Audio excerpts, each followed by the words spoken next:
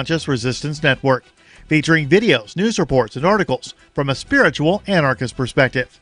Experience the Conscious Resistance at theconsciousresistance.com. How would you like to have your business featured on the Liberty Beat? You can. Just send an email to libertybeat@snls.news for details. This is the Liberty Beat, produced in partnership with SNLS News and listeners like you. The Liberty Beat is online at libertybeat.news and snls.news. I'm Mick Murrow, reporting for the Liberty Beat, reminding you, spread liberty with a smile. It's the Onion Radio News. Starbucks begins its sinister Phase 2 of operation. This is Doyle Redland reporting. After a decade of aggressive expansion throughout North America and abroad, Starbucks suddenly and unexpectedly closed its 56,423 worldwide locations today to prepare for what insiders call Phase 2 of the company's long-range plan. Cynthia Valcamp, Starbucks head of marketing, made this brief statement at a press conference earlier today. We have enjoyed furnishing you with coffee-related beverages and are excited about the important role you play in our future plans. Existing Starbucks franchises across the nation have been shuttered with high-strength titanium, and the well-known Starbucks logo has been slightly altered to present the familiar mermaid figure as a cyclopean mermaid whose all-seeing eye forms the apex of a world-spanning pyramid.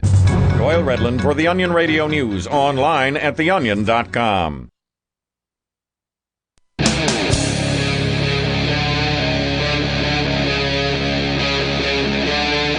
Free Talk Live.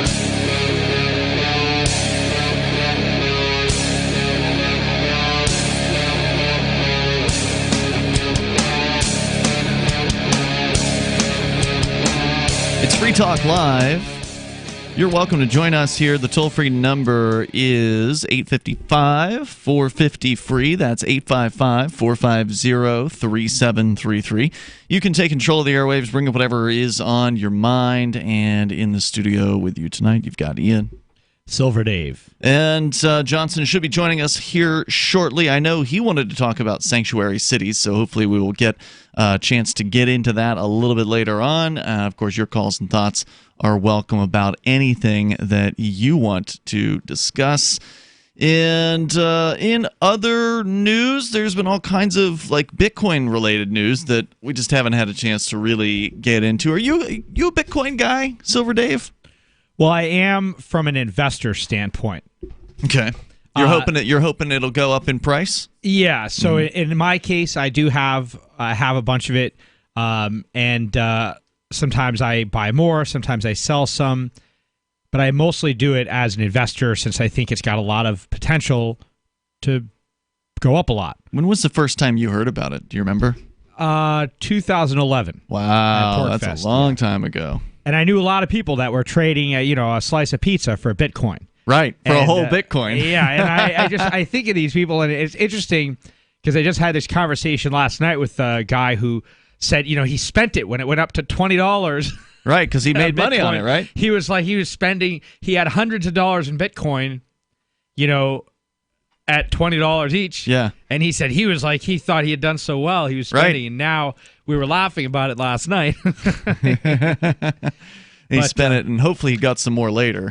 Yeah, well, he still has some, but, it comes in and out. But, but then when he bought back in, it was higher and stuff. So, but to answer your question, I mean, from a principle standpoint, I'm still a silver guy.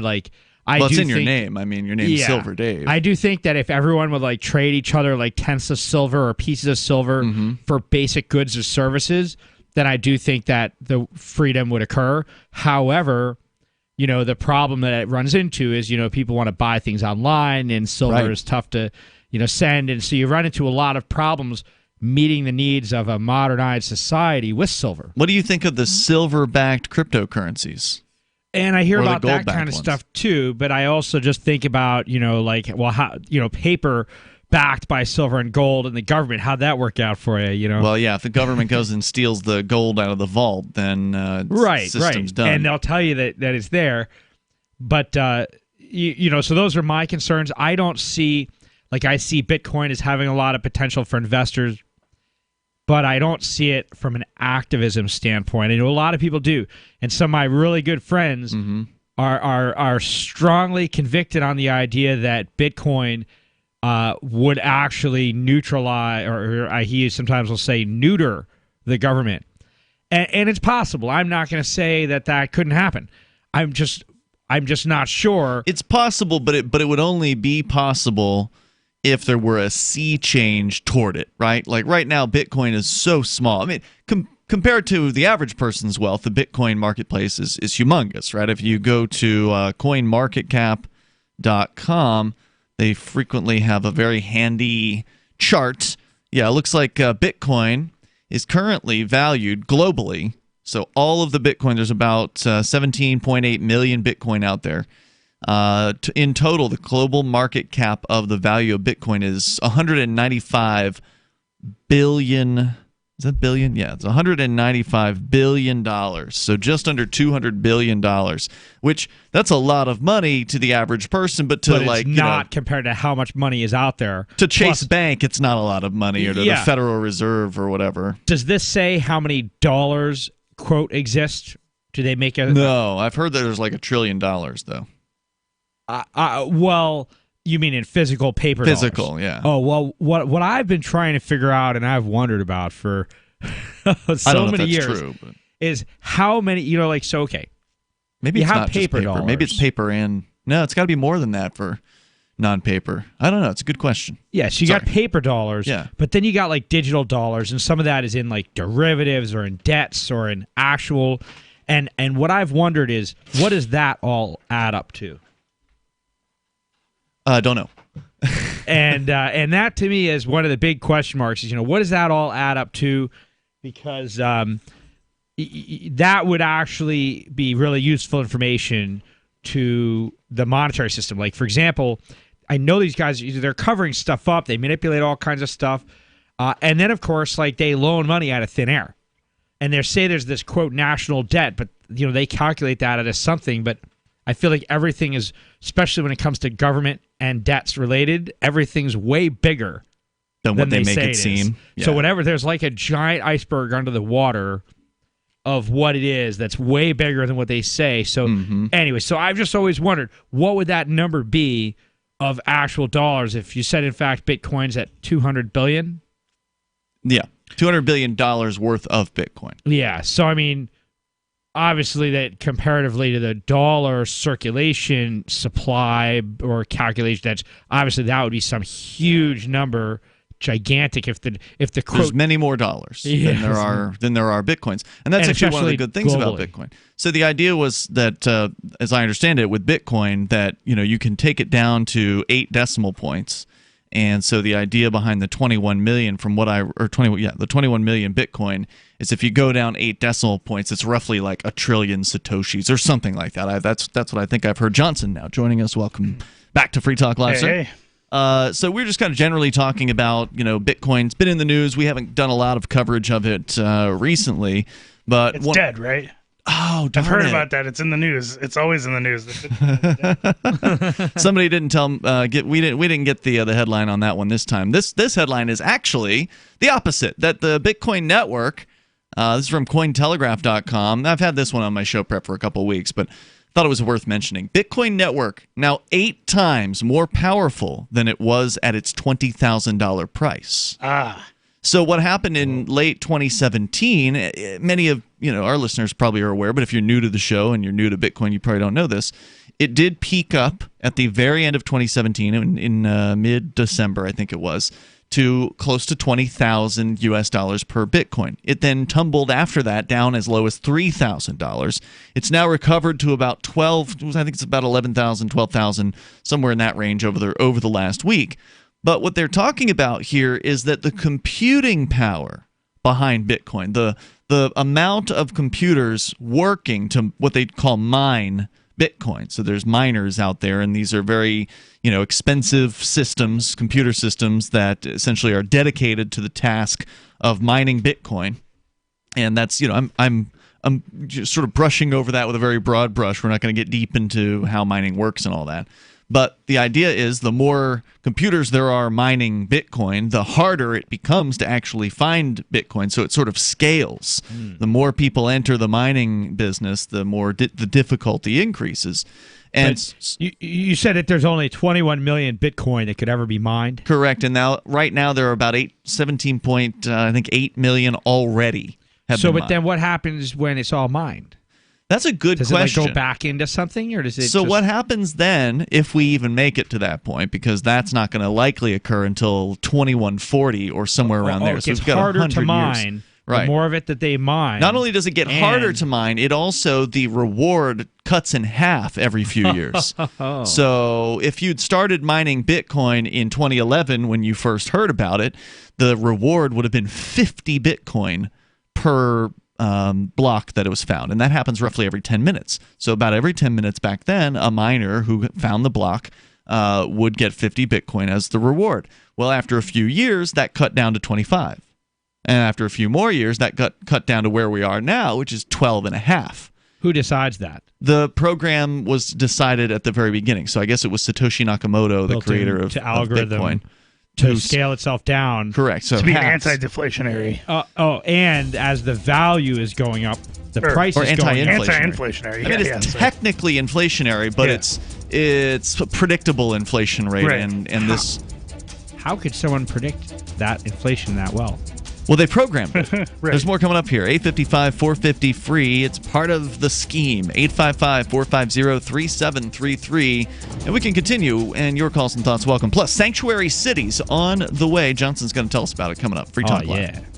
Business owners, you want more customers? Accept cryptocurrencies. There's people all around you just waiting to spend money at your store. If only you would take it. I know, you've been waiting till someone else makes it easy. Well, good news. HelpMeTakeBitcoin.com adds Bitcoin to your point of sale, totally free. Use the same equipment you already have, now with Bitcoin. And unlike credit cards, there's no fees. Let the guys at HelpMeTakeBitcoin.com bring new customers to your store. HelpMeTakeBitcoin.com. Anarchadelphia is a conference dedicated to the principles of liberty, individual sovereignty, and freedom from coercion, located in Philadelphia, the cradle of liberty. Anarchadelphia seeks to shed light on issues such as geopolitics, blockchain economics, spiritual health and wellness, as well as exposing the Earth's sacred hidden knowledge, featuring Mark Passio, Max Egan, Derek Brose, Jeff Berwick, and many more this September 13th through 15th. For info and tickets, visit anarchadelphia.com. Gold has definitely been on the move recently, and there is no more secure investment historically. McIlvaney ICA has been helping people take delivery of precious metals and find storage options for decades. They've helped thousands of investors with their precious metal IRAs. Call ICA today for your free portfolio review at 800-525-9556 or download their free report online at ICAGoldSilver.com to learn how you can double your gold and silver ounces even within an IRA. 800-525-9556. ICAGoldSilver.com. I'm a little obsessed with My Magic Mud. Several years ago, I met Jessica Armand, the founder and CEO of My Magic Mud, and I didn't even know my teeth were coffee stained. A week's worth of use convinced me, and now I use it every 3 or 4 days. It's clinically proven to whiten teeth, and I think it cleans better, too. My Magic Mud's available at most local health food stores, Sprouts, Natural Grocers, CVS, Walmart's Natural Beauty Aisle, but I can get it for you for 20% off with coupon code FTL20 at MyMagicMud.com. FTL20, MyMagicMud.com. Is spreading the message of liberty, cryptocurrency, and peace around the globe worth $2 per month to you? As you may already know, in addition to our internet feed, LRN.FM broadcasts on free-to-air satellite across North and Central America, as well as Sub-Saharan Africa. And we've been available on satellite for free 24/7 since 2010. The LRN.FM free-to-air satellite signal is reaching some of the most oppressive regimes in the world, and there's no doubt our ideas are making an impact. You can learn more about the channel's impact by watching the 3-minute video at fund.lrn.fm. If you'd like to help free minds globally with our ideas of liberty, cryptocurrency, and peace, you can donate as little as $2 per month via fund.lrn.fm. You can help us continue and expand our satellite broadcast to multiple continents. Visit fund.lrn.fm today, and thank you for your help. Don't forget to share the link on social media. That's fund.lrn.fm. If you want to know the latest about Free Talk Live before we go on the air, all you need to decide is how you want it delivered. It's your choice. Visit news.freetalklive.com to receive our usually weekly news updates by email. Plus, we have a Twitter account at twitter.freetalklive.com, and you can follow us on the decentralized Mastodon platform at toot.freetalklive.com. So please follow us at toot.freetalklive.com and sign up for our emails at news.freetalklive.com. There are basically two types of advertising, direct response and branding. Radio's great for direct response with its low cost to listener ratio, but audio can't be beat for branding, which is a longer-term endeavor.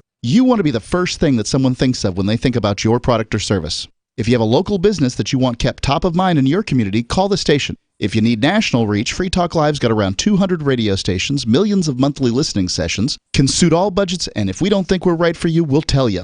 Email me, mark@freetalklive.com. Now you can follow LRN.FM on the decentralized Mastodon social media platform at toot.lrn.fm, toot.lrn.fm.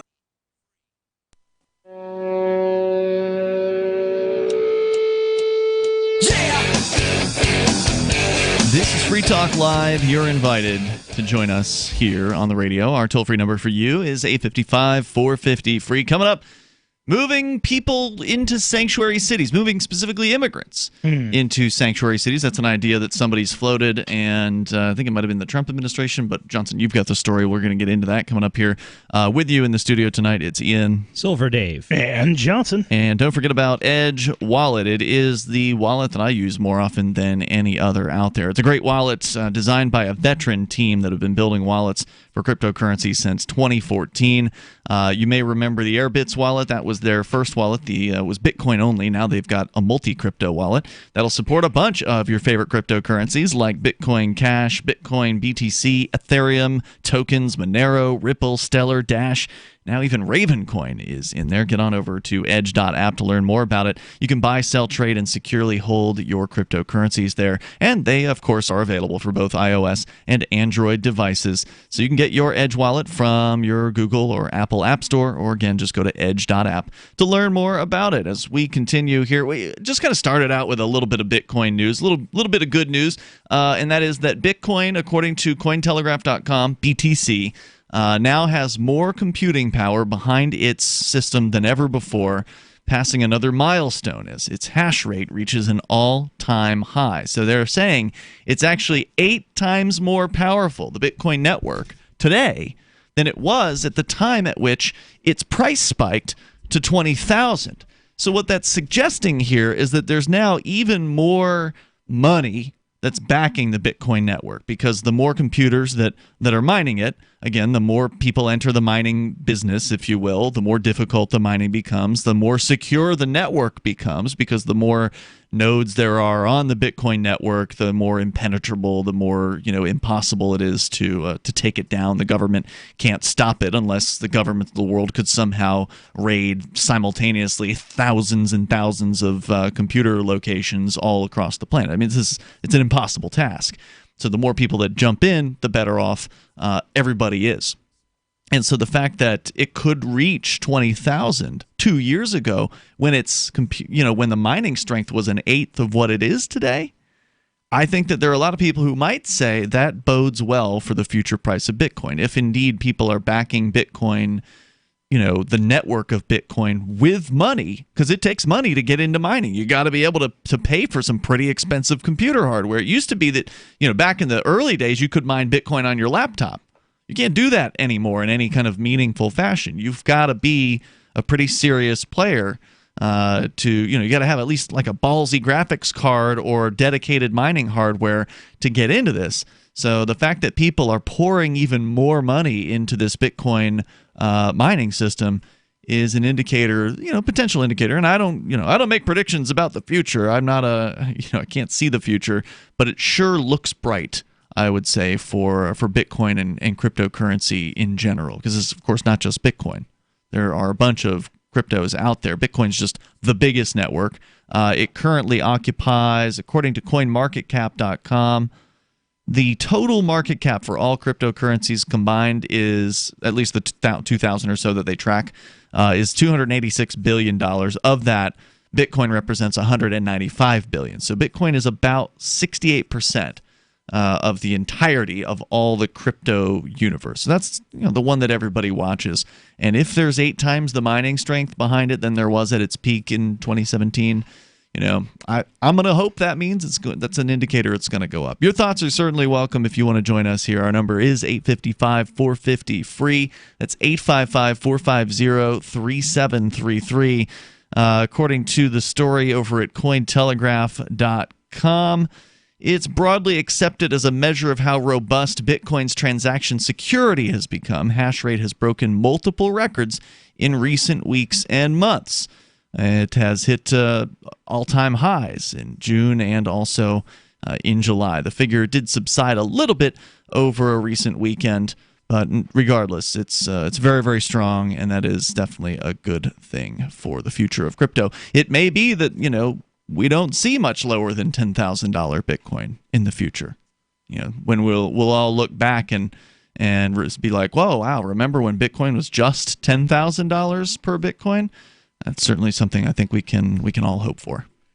So Bitcoin needs to start going up by about $2,000 a day, roughly, I think is what it is. For what? For John McAfee to be safe. Oh, and his prediction? Over the next, because he's got... Did he predict that in 2020 or 2021? By the end of 2020. So he's got 16 months. So that's about $2,000. And he predicted, was it $100,000 or $1 million? $1 million. So for Bitcoin to be at $1 million by the end of 2020, it's going to have to start going up by $20,000 a day. So I'm hoping that McAfee has a particularly good brand of barbecue sauce that he likes. He did say he would eat his own body part, a specific one that we probably can't mention on the air, if the Bitcoin price did not. And he said he'd do it on television. Yes, if the Bitcoin national price, television. I don't somehow think that's going to be on national television. Even if the price doesn't go to $1 million, I don't think that he's going to do it. Yeah, I don't think he is either. And it wouldn't be the it's first easy time to say that you'll eat your stuff barbecued, but it wouldn't be the first time McAfee has made and broken a promise. Well, he made no mention of barbecue. I'm just thinking that if you're gonna eat that, you're gonna want to cover up the taste somehow. You're probably not gonna want the raw flavor. So, if you want to join the conversation, you definitely can. Our toll-free number is 855-450-FREE. So I just wanted to share that little bit of good news. In other related news, blockchain.com is now launching and has launched their own cryptocurrency exchange, which is a pretty big deal for people that have been paying attention for a long time, because I think they started back in like 2011, Silver Dave, when you got into Bitcoin. I think it was blockchain.info originally, and then they changed the URL to blockchain.com. They both still work, but they started out as like a wallet service, and now after close to a decade of existence, they're launching their own exchange. And so that means that they're going to have like a built-in user base of, I think, millions and millions of people. I think I still have a blockchain wallet that might have like some crypto in it. Some crypto that was just sitting, but a very small amount. But it's probably been a very long time, like many years since I've checked it. So if you can log in, it might be worth a couple $100. Might be worth it. So check them out. Of course, the folks over at Bitcoin.com bring this show to you. If you want to trade in Bitcoin Cash, you can buy and sell it with a variety of different payment methods. I actually just bought some Bitcoin Cash today with PayPal. Now, of course, some of these methods, especially if you're a seller, are a little more risky than others, so keep that in mind. Make sure you do your due diligence and learn about what the ups and downs are of these things. But you can go to local.bitcoin.com, and that is where you can get to sell with dozens of different payment methods over at local.bitcoin.com. Somebody's car alarm's going off outside, and I suspect that it's mine. So we're going to get back to more here in just a few moments. Of course, you can join us. The toll-free number is 855-450-FREE. I think I got it. 855-450-3733. We also have the Discord on-air call-in line rooms over at discord.lrn.fm. Coming up, Johnson, you've got the story ready, right, for sanctuary cities. Should immigrants be migrated to the sanctuary cities? This is, I think, what Trump has proposed. And we'll get into it coming up on Free Talk Live. I am giving away $100 in Bitcoin Cash on September 2, 2019. And I'm not giving it away because I like giving away money. Quite the contrary. It's because I need a favor. Please go to demo.freetalklive.com and fill out the survey there as thoroughly as you like. There's an optional email slot, and if you put your email in there, you will forever be signed up for whatever prize I'm giving to incentivize people that month to fill out my form. Advertisers need this info on our listeners, so fill it out as truthfully as you can, please. Demo.freetalklive.com. Bitcoin.com has launched a trading platform at local.bitcoin.com, allowing you to buy or sell Bitcoin Cash via dozens of payment methods like PayPal, Venmo, bank deposit, remittances, or meeting in person with cash. There are no ID requirements to sign up for and use the site, and all communications between buyers and sellers are encrypted. Finally, a global trading platform that respects your privacy. Visit local.bitcoin.com to get started trading Bitcoin Cash.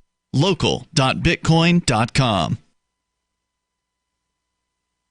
I've been told no in many different ways. I give you an order and you're going to obey it. George, you can go this way. You can do that and you have to leave here. You cannot bring Simon to the rally. Walk with me. Well, I'm comfortable here, actually. Whoa. Hey. Who do you think you are? Excuse me. There is no video and audio allowed in this office. No, I have work today. You ain't gonna make it. Wait a minute. Holy crap. Hey! Oh my God! Unbelievable! Why are you running from me? Because you're scared me. What am I being detained for? You're being served. What is this? You're being served. What is this? Bureaucrats have a funny way of telling people no. That's the sound of the men working on the chain. Derek J's Victimless Crime Spree. Watch it for free and order the Director's Cut DVD at victimlesscrimespree.com. What do you shop for that you could otherwise buy at Amazon? Pretty much everything, right? Amazon has competitive pricing and they deliver, and that's a big plus. If you could plan ahead in your shopping, would you be interested in saving up to 33%? There's a catch. You have to do your shopping in Bitcoin. But imagine those savings. It's like a huge raise. All you have to do is go to saveatpurse.com. We've saved thousands, and you can too. Plan ahead and save. Saveatpurse.com. There are lots of ways to listen to Free Talk Live. Our podcast has been around since podcasts began, and now the FTL feed is loaded with content besides our full show archives. Did you know that we make it easy for you to customize your podcast subscriptions? We have different feeds, one that includes only our full shows, one with just the Daily Digest, and one with just the Edgington Post. You decide what you listen to. It's quick and easy to customize your feeds at feeds.freetalklive.com. That's feeds.freetalklive.com. This is a special alert for business owners, consultants, coaches, folks planning retirement, entrepreneurs, and anyone who is saving and investing to build a financial future. You are likely aware that financial privacy for most people has recently died a miserable death. And let's face it, without privacy, there really is no security, is there? Bankrupt governments and banks on the verge of collapse are perhaps the biggest threat to your financial future today. The Lighthouse Law Club recognizes this and has been working diligently to provide safe, secure, and productive tools to ensure your privacy, your financial security, and your future financial well-being, despite the catastrophes which many people fear are looming ahead of us. Find out more with a variety of free videos on the YouTube channel for Lighthouse Law Club. Just search YouTube for Lighthouse Law Club and secure your future today. This is the Liberty Radio Network, broadcasting the latest liberty-oriented audio content 24 hours a day at LRN.FM.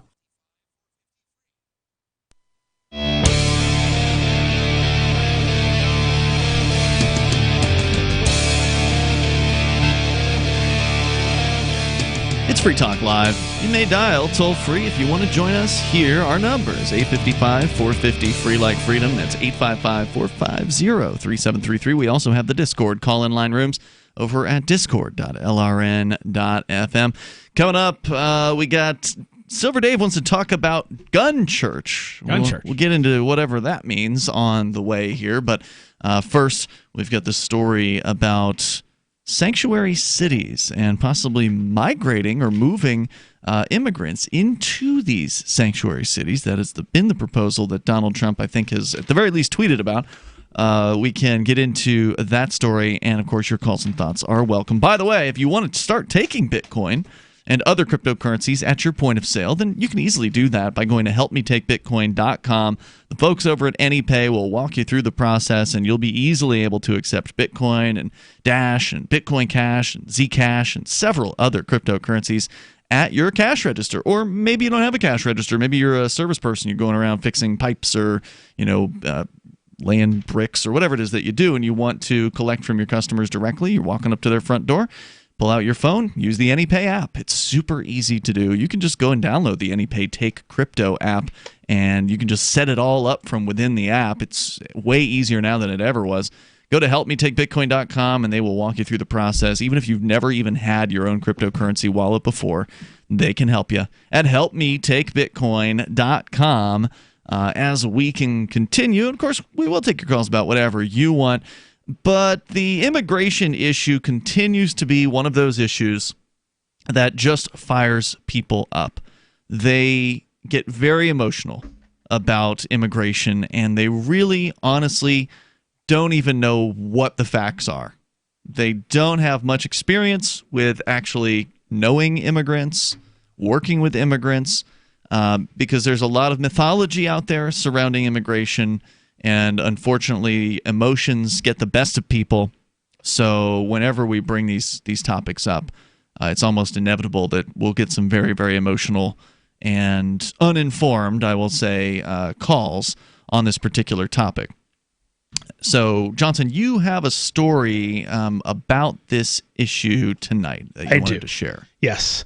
So, this is from theadvocates.org. Is that the Advocates for Self-Government? Yes, correct. Okay. Yep, Great they have a libertarian newsletter. organization. Yep. They have a newsletter, and they do some pretty good articles in that newsletter. So I decided to pull this one out. Excellent. So this is from the Liberator Online. A new controversy is that President Trump has endorsed the idea to move undocumented immigrants to sanctuary cities. If an undocumented individual... Let's define sanctuary. I don't know if they do, but let's define a sanctuary city. Let me see what we got for a definition for what a sanctuary city is. I mean, I can do one off the top of my head. So yeah, you do your... So my understanding of a sanctuary city is any city in which the government there, usually the police department, has a policy that basically they will not run an immigration check on people that, are on the streets or that they've pulled over or that they are arresting, that they are not going to necessarily make any kind of special effort to assist with ICE. If ICE, for instance, the Immigrations and Customs Enforcement bureaucrats, if they want to come to town and conduct a raid or something like that, they're not going to do anything to assist them. So, according to Wikipedia, a sanctuary city, or a ville sanctuaire, if you're French, or ciudad sanctuario, if Spanish, refers to multiple jurisdictions, typically North America and Western Europe, that limit their cooperation with the national government's effort to enforce immigration law. Right. Now, there was some controversy here in Keene, New Hampshire, where we live, because the Cheshire County Sheriff has implemented a sanctuary county policy here. They will work with Immigration and Customs Enforcement if they're looking for an actual criminal, as I understand it. So like a violent criminal. So let's say that there's a murderer on the loose or someone who's wanted for murder. They will assist in that situation, but I don't think that they will. I think that their policy is that if they just pull somebody over, they're not going to ask them to see a green card, or papers, they're not going to not going to require them to show their papers, and they won't conduct an immigration raid just for the sake of immigration. Right. So I'm really glad that policy exists here. I understand some people that makes them very mad, which I think is silly, because a lot of the people who are angry about sanctuary cities would normally be people who would defend the idea of states' rights. Right. These would be people who, on any other issue, whether it be gun rights or whatever conservative style issue that you might want to put forward, they would be all in favor. Well, we need the states to be able to make these decisions. We don't want the federal government shoving things down our throat. But when it comes to immigration, well, then they're totally fine with the federal government shoving things down state throats. So, try to stay consistent in your belief system, please. So it goes on to say here, if an undocumented individual moves there, they will no longer have to fear deportation. They will also be in a city where they are welcome. The problem with this, however, is that it would be forced relocation. Regardless of the merit of this proposal, however, one must consider that the merit of sanctuary cities in general. This article will demonstrate that sanctuary cities for immigrants is not only a good idea, but a great idea for all issues. And then it goes on to say sanctuary cities for all policies. United States federal government is much too large to be governed. Uniformity can only work for so many people. With this in mind, we need a radical step towards decentralization. While the federal government continues to dominate the people, it is time to fight back. First and foremost, it is the duty of the states and local governments to nullify unjust laws. For example, there is a federal ban on the possession and use of marijuana. In spite of this, 10 states and D.C. have legalized or decriminalized recreational marijuana. 33 states and D.C. have legalized medical marijuana. Even more states than 10 have decriminalized. They were slightly... 10 have legalized, and even more have decrimmed. I mean, I don't know what the count is on decrim, but it's significant. Yeah. So, and then 33 have gone medical, and this is an act of nullification. All of these areas are sanctuary states. Moving beyond that, what about guns? Should a state be able to nullify the NFA and allow the sale of machine guns to their citizens? Absolutely. And absolutely is exactly how the article falls. I have not read this article. But by the way, before you go on, we've had calls from New Mexico where the New Mexican state government passed a law. So nullification can also happen at a county level, too, where the New Mexican state government passed a law with like one of those red flag laws, I think it was, where they can easily slap somebody with this red flag certification or whatever, and then they just take their guns away from them even though they haven't been convicted of anything. Right. It's usually like a alleged domestic violence situation. And sheriffs across New Mexico, like a couple dozen of them, basically banded together and said, we're not going to enforce this law. Right. And so they started using the terminology sanctuary gun cities or sanctuary gun counties or whatever, or something like that. They were using the sanctuary concept, but using it for guns. And I thought, well, there you go, Republicans. Now you're kind of getting it. You're supposed to, okay, let them have their sanctuary city for immigrants. You can have your sanctuary cities for guns. And then, I love their idea of just expanding it out from for there. everything. Right. Yeah. So, they say, should a state be able to nullify the IRS and refuse to enforce income tax? Absolutely. Yes. Do it. Cities, of course, also have this right. Government, if it must exist, ought to exist as locally as possible. By localizing, politicians fear their constituents more. Local governments are far more accountable than federal governments. Better, not perfect, is this next sort of subtitle here. Sanctuary cities create a way out for people who are not satisfied by the federal government. It creates true diversity in governance. Who is satisfied by the federal government? I'd like to know. If you're out there, give us a call. The toll-free number is 855-450-FREE. It's the greatest government. It's the very best government that has ever been. Let me tell you. That reminds me, I do have a Trump-related story in my show prep. 855-450-FREE. That's 855-450-3733. So great. Really great. We got more on the way here. Plus, your calls and thoughts are welcome. And folks are on the line, so you're coming up. 855-450-FREE. That's toll-free. This is Free Talk Live. Hunters, anglers, campers, and survivalists. Get back to nature. Expand your horizons with the highest quality, most versatile, unique slingshots and sling bows on the market at slingbow.com. Slingbow products are compact and models start from just $17.98. They're perfect for your bug out bag or storing in your vehicle. Give yourself and your loved ones the excitement and tradition of Slingbow, a new frontier in archery and truly modern twist on this primitive survival tool. Feel the thrill only at slingbow.com. Hi, I'm Adam Barata, author of the book Gold is a Better Way. It became a national bestseller. It's now become a movement. My member site went live 1 year ago, and since that time, gold is up $250. It's outperforming the highest flying stock market in history by 15%. And for the first time, I'm opening up my live gold summit to non-members. This is a $1,500 ticket for free. Join me and my over 5,000 members via live stream on August 14th and learn the secrets to the next gold boom. The event is for investors with over $100,000. If that's you, text the words Gold Summit to 49776. That's the words Gold Summit to 49776. Get your $1,500 ticket for free for our August 14th live event now. Text Gold Summit to 49776 and join the movement. Text the words Gold Summit to 49776. That's the words Gold Summit to 49776. Fellow Patriots, my name is Todd Savage, founder of BlackRifleRealEstate.com. Like you, I was a prisoner of the alt-left sanctuary state until one day I chose to lead my family to freedom. Today we live on a sustainable 20-acre homestead where we shoot, hunt, garden, and homeschool our children without the tyranny of the nanny state looking over us. If you're ready to flee the city to the freedom of Idaho or Montana, our Black Rifle Real Estate team is here to help. Go to BlackRifleRealEstate.com. That's BlackRifleRealEstate.com.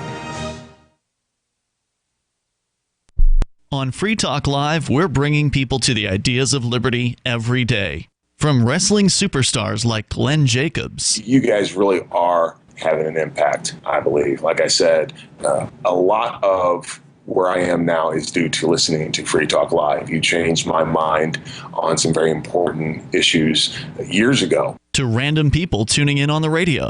I was kind of stuck in the left-right paradigm. I heard your show by chance on a Saturday night. From there, I went on, joined the Free State Project, and become an amplifier. So, I mean, that's really the reason why I amp is because I know that if it wasn't for you guys being on as many stations as you are, I never would have found the ideas of liberty. Your amp will directly change more lives by getting Free Talk Live in front of people looking for talk radio online and on the air.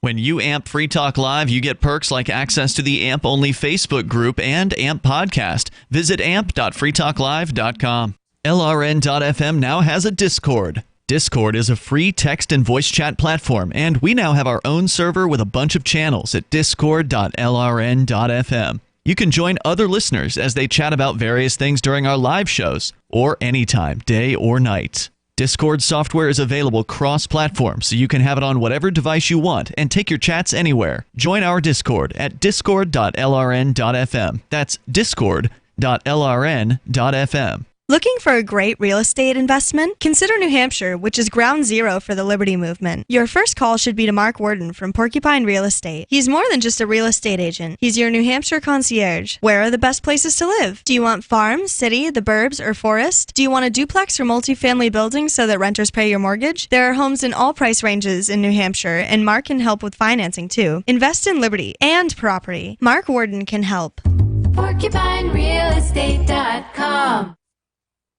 You can sign up to receive the latest about the Liberty Radio Network via our email updates at updates.lrn.fm. That's updates.lrn.fm.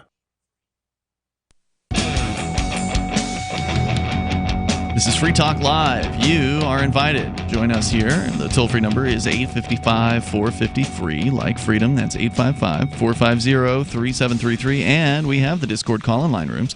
They're over there at discord.lrn.fm. Just hop into any one of those. We'll see you there, join you in it, and then you will sound almost like you're sitting here in the studio with us. It's Ian Silver, David Johnson in the studio, and we're going to get back or deeper into your story, Johnson, about the sanctuary cities for everything. Why not? Who could be opposed to the idea of sanctuary cities for everything? Because if you are opposed to that, then you must love the federal government. And if you love the federal government, then we definitely want to hear from you on our phone lines at 855-450-FREE, because it's hard to believe that somebody like that actually exists. But maybe you are out there. 855-450-3733. As we go to your phone calls and thoughts, we're going to start out with Greg. He's in New York. Greg, you're on Free Talk Live. Hey, I to have a bone to pick with the federal government. Oh, good. Okay. We like that. Currently, the president of the United States his administration has. There was a leak recently of a bill or some executive action they were contemplating about censoring the internet. Have you heard about this? No. Tell me about this. So, conservatives are very concerned about how other conservatives are mistreated by Facebook, Twitter, YouTube, and others, right? Namely, being deplatformed, and they consider this to be very biased.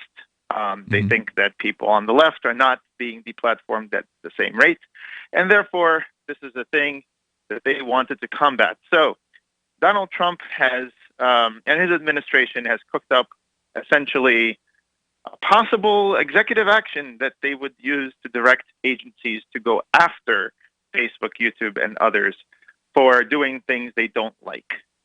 Go after them in what way? Yeah. Like, I know I've heard people talking about breaking up Facebook. Yes, that's Elizabeth Warren, and they were considering doing that sort of another government action to break up these companies. And well, look, I'm basically saying I want to call in and say the following. Mm-hmm. I think these platforms are extremely large. Some of them are larger than most countries. And you have the same kind of power imbalance between the platform, just like you have with large governments. They can't police everybody. They're not sure who is posting what. It's very hard to do that. And again, the reason is because there's no alternative. And I think there should be an alternative. Alternative to these websites? There's definitely alternatives. Well, yeah, the alternative to Facebook, for example, where all the people hang out. All of the people do not. There's really not anything comparable to Facebook that you could like choose. So I mean, they really do dominate that social. You know, I mean, what else? It has as many people connected as Facebook. So wait, you're under the impression that this is being driven by the Trump administration and the Republicans? No, not at all. That's a reaction to what's happening. I think what's happening is in many areas of software, like blogging, we have very good open source software. No, I'm talking about the bill to or the action to censor the internet. Oh yeah, this is 2 days ago. It was leaked that the Trump administration is preparing Trump censor internet. Yeah, if you Google the words Trump censor. Yeah, internet, I did. It's written. Section 230 is written by Ron Wyden, a Democrat from Oregon. So I did Google it, and actually, yeah, the executive order is actually written by a Democrat from Oregon who wants to censor Nazis. Really? Well, I'm not sure if that's any better. No, it's not. It's really not. And then they'll work together on it. Where are you getting this from? Just curious. CNN. Okay, CNN. Very fake news. Well, I got it from nextweb.com. But sure. Well, there's lots of links. I went through the link tree to get back to as official of a source that I could find. I actually want to find the actual Section 230. I'm talking about the FCC rule interpretation. I'm not talking about any law. The Communications Decency Act, which is Section 230 of the Communications Decency Act, under a part of the thing. Yeah, it's part of the Telecommunications Act of 1996, which CNN is, of course, writing about the fact that the Trump administration would use this to potentially allow the FCC and the Federal Trade Commission to engage in policing social media censorship. So hold on. But the original Section 230 was written by Democrat Ron Wyden, who is from a representative from Oregon, and it's just scary. So what they're proposing, I just want to make sure I'm clear on this here, is Greg, just to make sure we're all talking about the same idea. The Trump administration, in tandem with some Democrats, are coming together to say, okay, we're not going to censor the internet. We're going to just police these other companies and how they restrict people on their platforms. By allowing the FTC and FCC to work in concert to basically regulate the internet and say, these organizations. It's kind of like how the FCC makes a company like Clear Channel regulate and censor radio. The airwaves. Right. It's not that the FCC is necessarily doing it directly, right? They'll probably levy fines, and if Facebook or whatever, if they hear of something and there's reports, they would probably fine a social media company, but they're not necessarily doing the regulation directly, right? So that's probably similarly how they would work it. It's similar, and also there is already a bill that passed last year called SESTA FOSTA, which had to do with essentially Prostitution. child pornography being posted. Well, on I these mean, sites. community standards, right? We know these things when we see them. Sesta Fosta was a crackdown against websites that had prostitution-related advertising on them, or at least that was the proposal. And what it ended up doing was killing the entirety of the Craigslist personals section. Craigslist just took their entire personal section offline. It's kind of exciting that they're going to try this old government tactic again, considering the fact that it's the most ignorant possible thing that they could possibly do, because we don't live in 1960 or 1950 anymore. We're not on airwaves. This is the internet. If they go through with this, it's going to make an uncontrollable dark web massive. It will make the internet, and it'll split the internet in two. Well, I want to know more about what exactly is being proposed. Right. I mean, so we're pretty new to the story. Greg, what else did you want to share about this? Two things. One, I wanted to share that you could see authoritarian governments in China and in Russia to some extent do this kind of thing, where they put more and more mechanisms in place, and then those mechanisms are abused by future administrations to censor things like political dissent, right, or whatever. And you could see this happening. The other thing I wanted to say is I don't believe in using government to break up these large platforms, but I do believe that these platforms need open source alternatives. So I think the open source movement should step up and build alternatives, just like WordPress, but for social networking. So we can get the good news is they already have. There's already Mastodon, which is a I would call very successful alternative to Twitter, and we're on the Liberdon version of that. So Mastodon is a decentralized. It's a decentralized federated system. So software exists. It's open source. It's free. Anybody can download it. They can run it on their own server, and therefore the Mastodon company or the organization that has created this software can't actually control it. And it turns out that they actually kind of got mad about that recently, because the Gab company that had been this sort of alternative or alt-right platform, they ended up launching their own Mastodon server, and it became the #1 most used Mastodon server of all the Mastodon servers. And so the Mastodon programmers, who I guess are kind of lefties, they actually tried to do what they could to push out the people on the Gab server. So not only did they disconnect Gab's server from their servers, because that's what you can do as a federated system, you can just sort of disfederate from another server, but as I understand it, they also encouraged the app makers, because there's like a dozen or so or more different apps that you can use to interact with Mastodon servers. They told these app makers, you need to censor Gab. You need to not allow users to log into the Gab Mastodon, or else something or other. They were going to somehow. Oh, there you go. And you got the beginnings of a federal government in the Mastodon universe. Well, but the point remains, the one thing they couldn't stop was Gab from running Mastodon. And so you have this sort of decentralized system that already exists. There's an article with a title from the beginning of July from Vice that actually says, the Nazi-free alternative to Twitter is now the home to the biggest far-right social network. That's right. Yeah, we covered it in some level of depth here on Free Talk Live when that was actually going down. Greg, thank you for the call. Thanks for bringing this to our attention. I think we definitely need to get into this deeper here and find out more about what is being proposed, what they want to do as far as regulating Facebook and these other social media sites. Are they going to write this to where they can regulate any website that's got a comment system, or is it only going to be targeted at these massive social media sites? There's more on the way here. Hour number 2 is next. You can take control of the airwaves here on Free Talk Live. Are you locked into a crappy schedule where you're forced to report to work, or even to a relationship where you're not allowed to do the things you want to do? That sucks. Wouldn't you prefer to live a more free life? There's another way to live. I'm Caleb Jones, and my staff and I have taught hundreds of thousands of men how to create low-work, high-income, location-independent businesses and how to date women under your terms. Go to freelifeinfo.com to download 7 free books and podcasts so you can live a life like this too.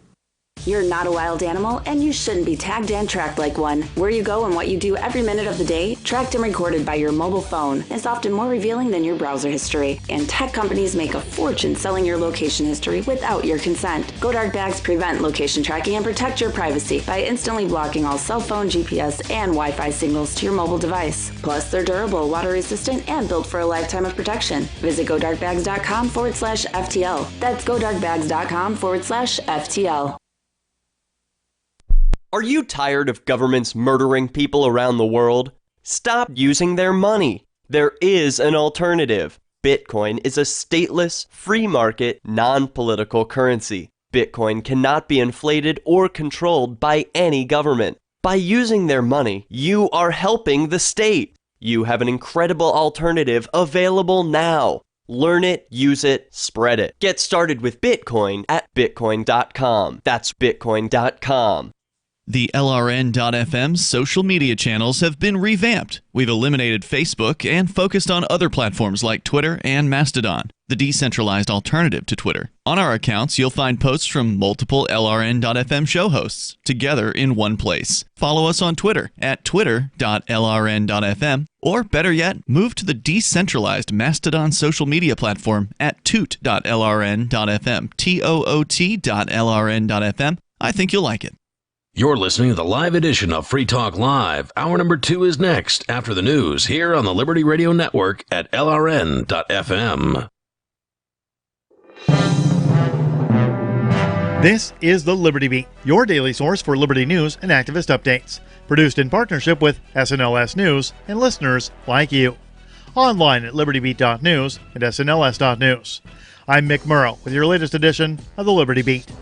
Gold is trading at $1,497, silver at $17.06, and Bitcoin is trading around $11,887. Today's prices are brought to you by InnoScale. Take off with Managed Cloud. Looking for a safe, secure way to store your important files online? Let InnoScale handle it for you. Their high-availability cloud servers are the perfect solution for clients needing one or more secure, scalable servers with built-in hardware failover protection. For details, see them online at innoscale.net. In the news, child sex trafficking victim Centonia Brown was released from prison Wednesday. A development welcomed by human rights advocates who said her case underscores the need to fix the nation's criminal justice system. Now 31 years old, Brown was originally sentenced to life in prison for killing one of the men who solicited her for sex when she was a 16-year-old child. The Mind Unleashed reports that in January, then-Governor Bill Haslam of Tennessee commuted her sentence following pressure from human rights groups, thousands of Americans who signed petitions and wrote letters, and celebrities who helped bring attention to her case. Brown spent more than 14 years behind bars. Brown, in a statement, said she looks forward to using, quote, my experiences to help other women and girls suffering abuse and exploitation, end quote. Though now out of prison, Brown is still under state control. She will be on parole for 10 years. The Liberty Beat is sponsored in part by Brave Botanicals. High-quality kratom and CBD at reasonable prices with excellent customer service. Brave Botanicals is activist-owned and mission-driven and believes so strongly in the power of kratom, they're giving it away for free. Just go to freeounceofkratom.com for a free ounce of kratom delivered to your door. Just pay shipping. That's freeounceofkratom.com. This is the latest edition of the Liberty Beat. Find us online at libertybeat.news and snls.news. Your news now continues. A 13-year-old boy was seriously injured after a man attacked him for not removing his hat during the national anthem at a county fair and rodeo in Montana, resulting in a fractured skull for the young boy. The Mind Unleashed reports that 39-year-old Kurt James Brockway launched his assault on the boy out of a belief that the boy had supposedly disrespected the national anthem. That's according to the Missoulian. The man was arrested and charged with assault on a minor for the attack that occurred at the Mineral County Fair and Rodeo. Taylor Hennick, a rodeo attendee, said she had just paused for the national anthem before hearing a sudden pop and then noticed a child bleeding out of his ears, seizing on the ground. As outraged bystanders quickly began surrounding Brockway, the man attempted to justify the assault by saying that, quote, the boy was disrespecting the national anthem by wearing this hat, end quote. The boy was airlifted for hospital treatment in Washington, where he received treatment for temporal skull fractures. The rapid and dangerous decline of the insect population in the United States, often called an insect apocalypse by scientists, has largely been driven by an increase in the toxicity of U.S. agriculture caused by the use of pesticides. That's according to a study published Tuesday. The study found that American agriculture has become 48 times more toxic to insects over the past 25 years and pinned 92% of the toxicity increase on the pesticides, which were banned by the European Union last year, due to the threat they pose to bees and other pollinators. The Mind Unleashed reports that Kendra Klein, Ph.D., study co-author and senior staff scientist at Friends of the Earth, said the United States must follow Europe's lead and ban the toxic pesticides before it's too late. According to National Geographic, they attack the central nervous system of insects, causing overstimulation of their nerve cells, paralysis, and death. Support for the Liberty Beat comes from the Conscious Resistance Network, featuring videos, news reports, and articles from a spiritual anarchist perspective. Experience the Conscious Resistance at theconsciousresistance.com. How would you like to have your business featured on the Liberty Beat? You can. Just send an email to libertybeat@snls.news for details. This is the Liberty Beat, produced in partnership with SNLS News and listeners like you. The Liberty Beat is online at libertybeat.news and snls.news. I'm Mick Murrow, reporting for the Liberty Beat, reminding you, spread liberty with a smile. The only nation where this regularly happens concludes that there's no way to prevent this. A college rape victim is pretty thrilled about recounting her assault to a faculty committee, and the nation's depressed individuals march on the Atlantic Ocean. This is the Onion Week in Review. Secretary of Veterans Affairs Eric Shinseki announced plans this week to improve healthcare for American veterans with a new $500 million state-of-the-art waiting room. The 150,000 square foot complex will reportedly feature a wide selection of magazines, 2 water coolers, and receptionists who will immediately give veterans vague answers about how long they can expect to sit there before receiving inadequate healthcare. And in this week's commentary, a local man finds owning a cat is a great way to meet women who magically appear in your living room. In other news, a new study finds employee morale drastically improves after watching a coworker throw a fit. A wise oracle proclaims to all at a barbecue that he felt a raindrop, and an elderly man is hailed as alert. This is the Onion News Network.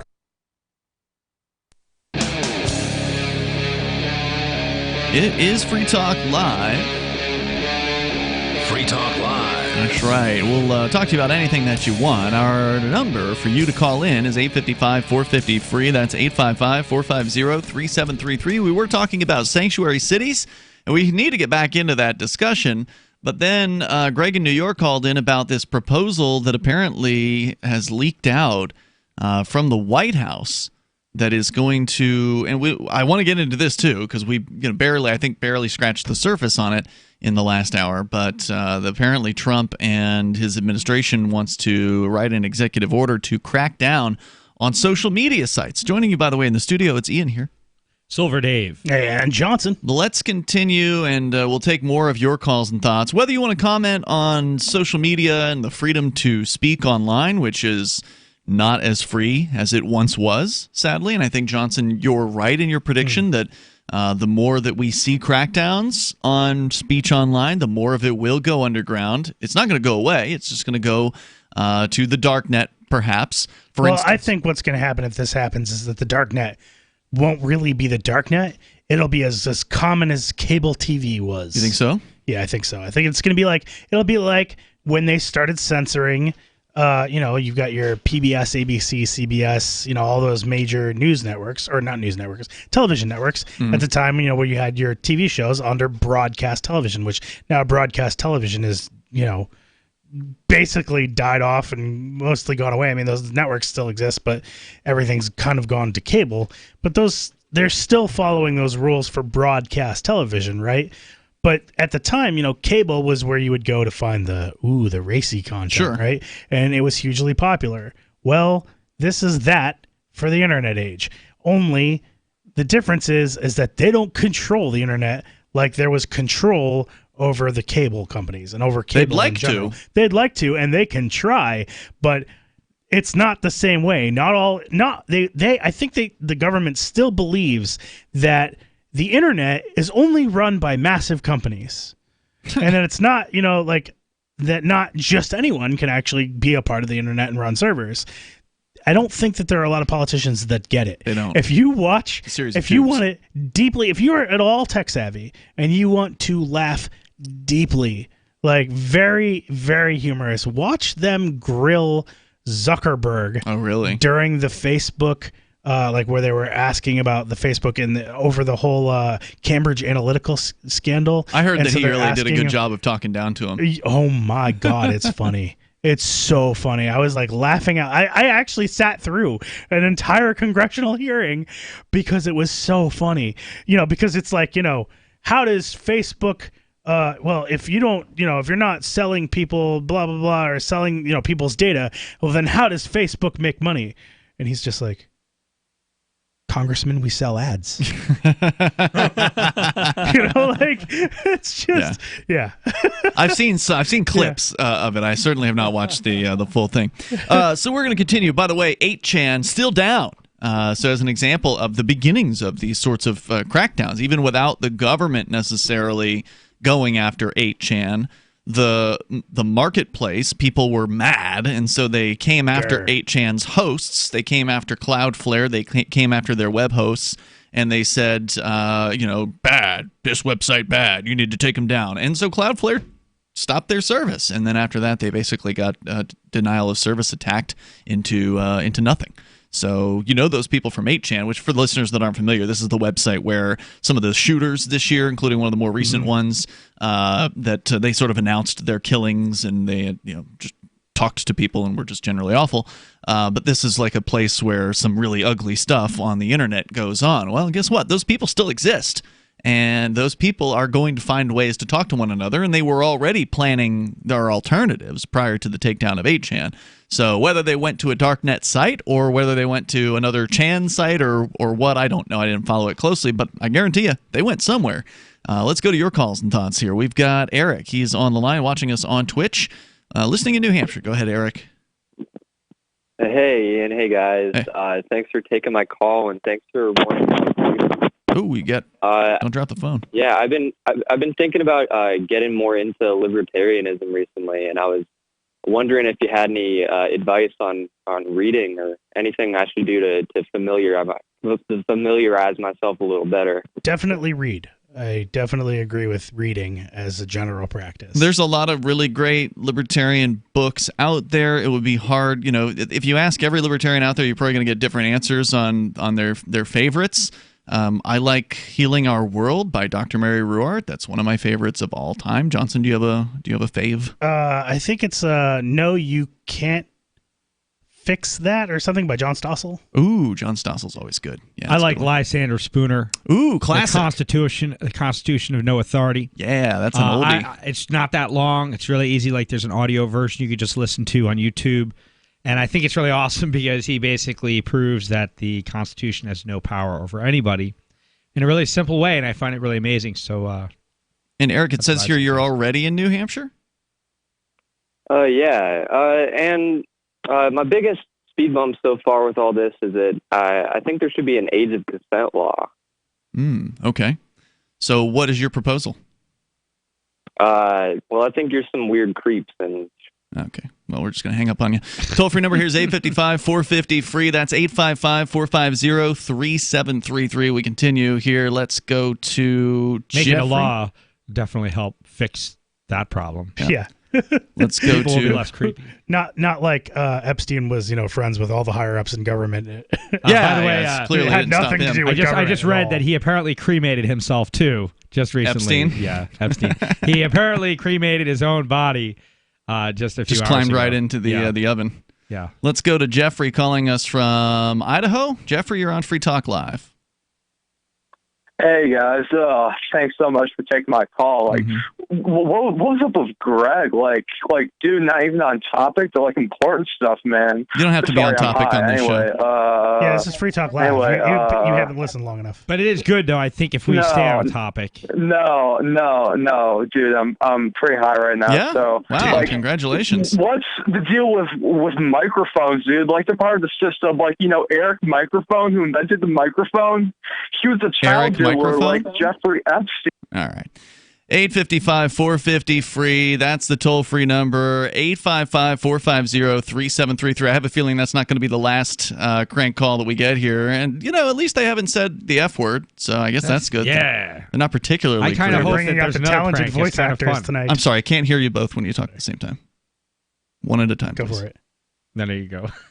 They're bringing out the talented voice actors tonight for the crank calls. There you go. Let's talk. That was a really good stoner impersonation right there. Let's talk to Jason. He's in Gilsum, New Hampshire, he claims. You're on Free Talk Live. Hello, Jason. Hey, boys. What's happening? You're on the radio. Boys.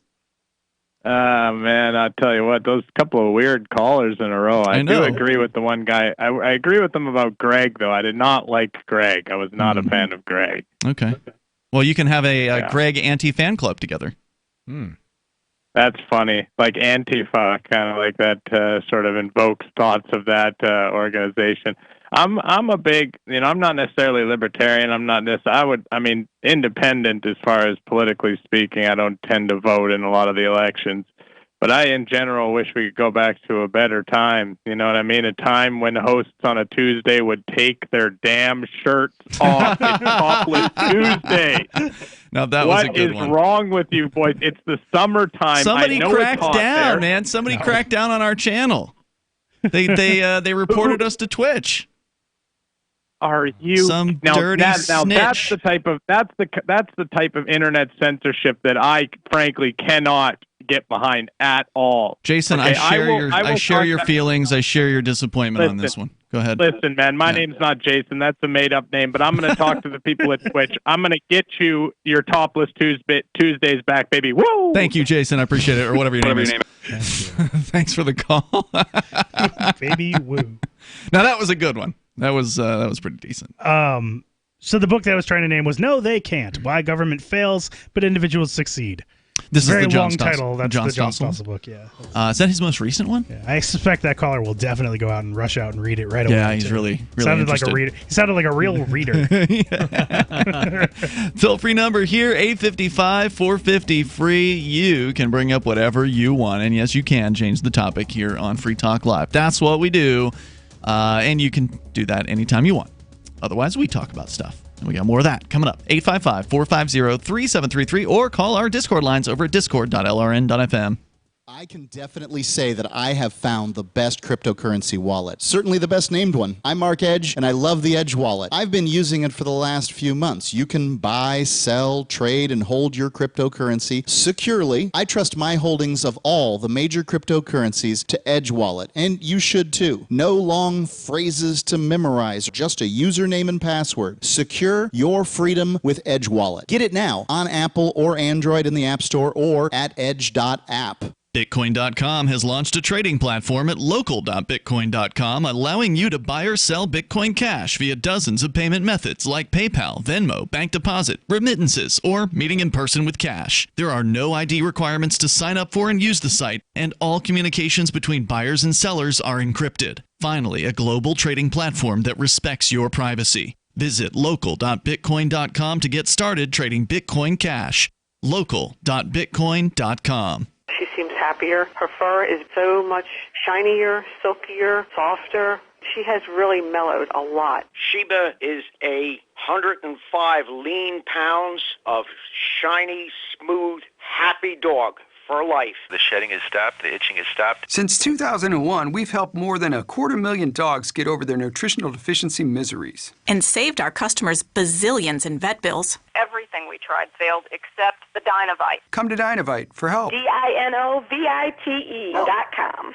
If you want the dog to be healthy, you got to feed it something healthy. The omega-3 fatty acids, flaxseed, zinc, alfalfa, the digestive enzymes that are cooked out of regular dog food. Dynovite is nutrition. Dynovite for life. Don't let your dog itch, scratch, stink, or shed like crazy. Come to Dynovite for help. 859-428-1000. 859-428-1000. DINOVITE.com. The Free State Project has reached its goal of 20,000 liberty lovers who've pledged to move to New Hampshire and get active to achieve liberty in our lifetime. Perhaps you're trying to figure out what part of New Hampshire should be your destination. If so, consider Keene. You'll find more than 150 reasons to move to Keene at move.freekeene.com. Keene is famous for its historic, publicity-generating activism, as well as being the liberty media capital of the world. It's home to freekeene.com, New Hampshire's destination for liberty activism, news, and opinion. For years, we've been compiling over 150 reasons to move to Keene at move.freekeene.com, where you'll learn about some of what's happening here and what makes Keene a great place to live. If you love liberty, you'll probably enjoy anywhere you end up in the Shire. But do your due diligence first. Please visit move.freekeene.com for the full list of over 150 reasons to move to Keene. That's move.freekeene.com. Some of you asked, and now we've delivered. LRN.FM's live Keene, New Hampshire studio shows are now streamed in HD on Twitch. Visit our channel at twitch.lrn.fm and give it a follow. If you have Amazon Prime, you get one free subscription on Twitch. If you use it on our channel, Twitch will give LRN.FM a monthly piece of your Prime subscription cost. So please watch, follow, share, and subscribe to twitch.lrn.fm. That's twitch.lrn.fm. So you've signed the Shire Society Declaration and are planning your move to New Hampshire to be around more liberty-oriented people. Next, sign up for the Shire Society Forum at forum.shiresociety.com. There are a bunch of people there who are already in the Shire, and they want to meet you. If you're already in the Shire physically, you should also come by the forums. Remember, not everyone uses Facebook. New people are signing up for the Shire Society Forum every month, so drop in and say hello at forum.shiresociety.com. What's up next? Visit the Liberty Radio Network program guide to find out at shows.lrn.fm. That's shows.lrn.fm.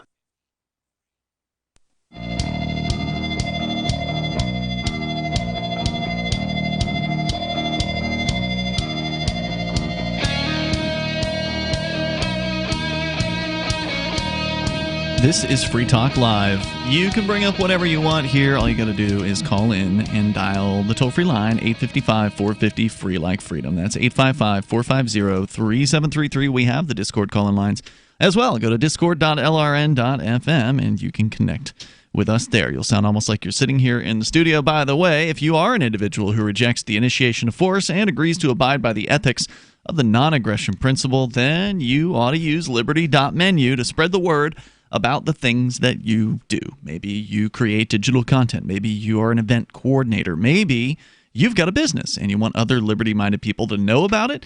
Get on over to liberty.menu. It's a free site. You can use the site for free. There are some upgrades available if you want to pay a few bucks in.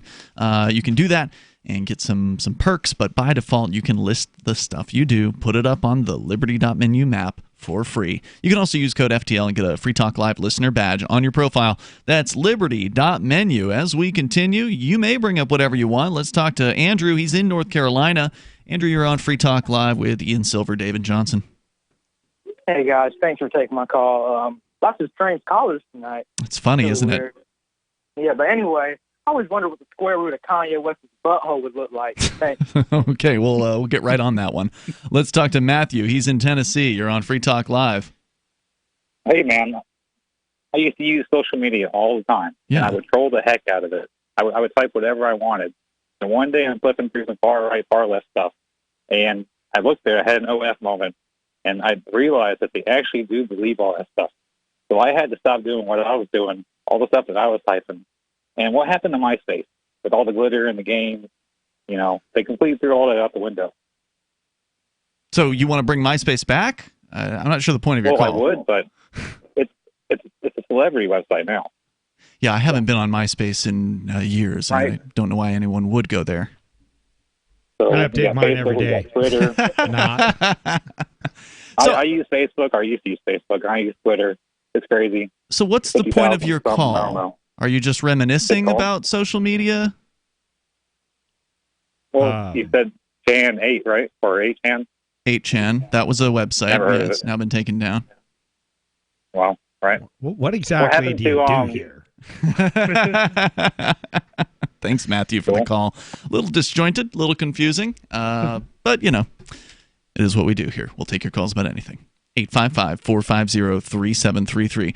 Johnson, should we get back to the sanctuary city story? Because I feel like that's what our intention was, and then we went off on this social media track. But I do want to get into that story about Trump and apparently wanting to do a executive order to regulate or to somehow censor social media. So I mean, we're already almost done with this sanctuary story. So just to recap, this is the Advocates for Self-Government. They've got a weekly newsletter that they put out. It's been around for a long time. It's a great newsletter. And they're just talking about we should have sanctuary cities for everything, for every kind of law. Not just sanctuary cities for immigration, but sanctuary cities for gun rights, for drugs, for prostitution, for whatever. They go on to say local governments are far more accountable than federal governments. And sanctuary cities create a way out. It's true. I know where the city councilors live here in Keene. Yeah. So sanctuary cities create a way out for people who are not satisfied by the federal government. It creates true diversity in governance. Conservatives can have their conservative cities. Leftists can have their communes. One common objection, however, is that there will be conservatives in blue cities and liberals in red cities that have to live under this. This is true, but this problem exists in the status quo. I'm not pretending to have the solution to all the world's problems here. The author says. What I am saying, however, is that in terms of government, smaller is better. Sanctuary cities have a very real capacity to restore local sovereignty. In addition, they allow for an expansion of liberty. Of course, there is no federal funds that will go to these sanctuary cities. Good. In fact, the big guys will lose money as a result of sanctuary cities. Which big guys? The feds? Yeah, the feds. So, there's no benefit. And then the people that... How would the feds lose money? Well, because of all the programs they want to force on people that would not necessarily be forced in those sanctuary cities. And the money rolls downhill. So, the people that are running the different organizations in the, quote, sanctuary cities would not get the money that they get from all these different pipes. But wouldn't that mean the feds would hold on to more money in that case? Because if you're in a sanctuary city and you don't get different federal programs because you're not jumping through the federal hoops, that means that money doesn't get distributed to those cities. Well, but that's not... Here's the thing. The way the government works is that the more money it wastes, the more money people along the way make. So they need to pipe as much money through the pipes as possible, because if you're skimming, and all the programs, all these politicians, they all skim in different ways off of different programs. Well, the feds are going to spend the money.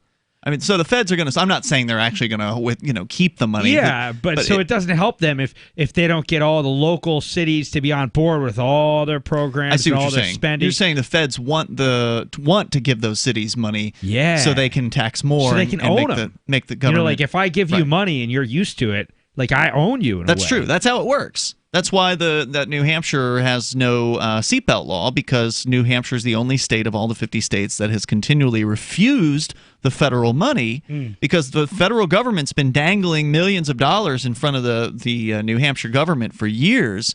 And every couple of years, there's always a bill that gets put forward in the state legislature here that says, all right, we need to put the seatbelt law into place so we can get this federal money. And luckily, it keeps getting shot down. So that's one area. It's a good example of this nullification idea, and more states need to do that stuff. Well, the final thought here is the feds, after all, are the ones perpetuating the tyrannical laws that the people of these cities are resisting. In other words, local sovereignty, not the central empire, is the answer for freedom in our time. It's true, and it'll get people thinking about secession as well, I think, because sovereignty, national or local sovereignty of rejecting the federal government's programs here and there, that's good. I mean, it's not a bad thing. I fully support it, whether it's on guns or immigration or whatever. I'm on board. But it needs to start a larger conversation about, well, if we're going to reject the federal government's rules in this area, why don't we just reject them entirely?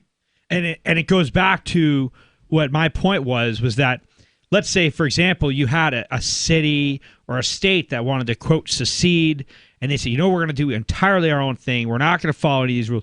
The problem is that there's so many different pipes of money that they get for so many things. Oh, it's going to be hard as hell to say no. Threatened to be turned off. Right. And so, to be really hard to get these politician leaders to suddenly be, willing to not get funding from all these things that they were expecting, wanting, or used to. So this is not easy. Yeah. So you almost need a politician that really doesn't care about the money. That's why we need more people to migrate to New Hampshire who care about freedom, liberty-oriented folks, people who are libertarians and voluntarists, liberty-loving anarchists, to come to New Hampshire, because the more activists that we can get here, the more can get elected to these positions. And, if we had a majority of the state house, which we don't, we've got a couple dozen free staters, basically, that are up there, and really principled liberty people. But that's way more than any other state has combined. Probably all the other states combined. We've got more libertarians in office, elected office here than anywhere else. And so that's a good starting point, but we're just getting started. We still need more people to migrate here. You can go to move.shiresociety.com. You can learn more about the great New Hampshire liberty migration. And we got more coming up here with the Trump crackdown on Facebook and social media. The proposal from his administration. We'll tell you more about it coming up on Free Talk Live. Do you have a crypto wealth advisor or coach? If so, has your cryptocurrency advisor been investing in technology stocks for over 20 years? Have they left the corporate world and retired? Or are they still trying to make a weekly paycheck? Have they produced six-figure results for their customers in the past 30 days? And very importantly, are they a member of the Digital Currency Council? Seth Maniscalco is the founder of Crypto Wealth Coach and CryptoWealthCoach.com. Seth invested in his first Roth IRA at 19 years old while living abroad and has been investing in Wall Street and technology for over 20 years. With experience in all the money markets. By comparison, so many of these so-called crypto gurus have barely been alive for 20 years. Seth has not only experienced personal success from his own investments in crypto, he has also helped his clients earn 6- and 7-figure incomes, including helping investors make over $750,000 in EOS in 90 days and 1,225% in only 5.5 months with Chainlink. Seth has help for the small do-it-yourself guy on up to crypto whales. Increase your wealth. Visit CryptoWealthCoach.com. This is Michael Dean from the Freedom Fiends. I've run websites since 1996 and have used over a dozen web hosts in that time. AgristHosting.com is the only one that hasn't broken my heart. Agrist Hosting's uptime and service is stellar, and their DDoS mitigation is the best I've seen. That's important because if you tell the truth in this world, you'll ruffle feathers. And some people will try dirty tricks to silence your voice. No matter what the haters hit us with, Agrist Hosting keeps our websites online. If you have a mission-critical commercial presence or a world-changing activism site, you cannot tolerate any skullduggery. So go with AgristHosting.com. Have a WordPress or blog site, but you're not satisfied with performance or uptime? Or just want raw hosting? Want to pay with Bitcoin? Agrist Hosting specializes in high-performance hosting with personalized service. Go to agristhosting.com and click on the button that says Get Hosted. That's agristhosting.com. The new 4th edition of Healing Our World, The Compassion of Libertarianism, will take your understanding of liberty to a deeper level and has over 1,300 updated references, new cartoons, and a foreword by Dr. Ron Paul. With discounts for multiple book purchases, the 4th edition of Healing Our World is a great gift for the liberals, pragmatists, environmentalists, and Christians in your life who think libertarianism is cold-hearted. Get yours today at healing.freetalklive.com and use promo code FTL for a $5 discount. So you've heard all 3 hours of the latest episode of Free Talk Live, and you're still hungry for liberty-oriented audio content? Did you know that we have another 24/7 audio stream at LRN.FM? The Liberty Radio Network airs the latest episodes of some of the best liberty-oriented podcasts on the internet around the clock. In addition to recorded content, you'll also hear live shows like Free Talk Live, originating from our Keene, New Hampshire studio. So listen anytime at LRN.FM. That's LRN.FM. We have some good news. The indictments against Ross Ulbricht in the District of Maryland were dismissed with prejudice, meaning they can never be refiled. This is especially good because those indictments contain the only charge ever made that Ross engaged in murder for hire. This was a serious allegation that Ross Ulbricht denies. It was never prosecuted or ruled on by a jury, but was trumpeted by the federal government and the media as if it were proven fact. The Maryland court held these indictments for almost 5 years, poisoning Ross's case and leaving him under a cloud of unproven allegations. As explained in Ross's appeal to the Supreme Court, the fact that the judge used these allegations to give Ross a draconian sentence of double life without parole violated his Sixth Amendment right to a jury trial. Judges are required to issue sentences based on convictions decided by a jury, not unproven allegations never even charged at trial. Although this is a positive development, the dropped indictment will not set Ross free. Now, a presidential pardon is Ross's only hope of freedom. Sign the petition at freeross.org. freeross.org. Join the LRN.FM Discord for live chat 24/7 at discord.lrn.fm. That's discord.lrn.fm.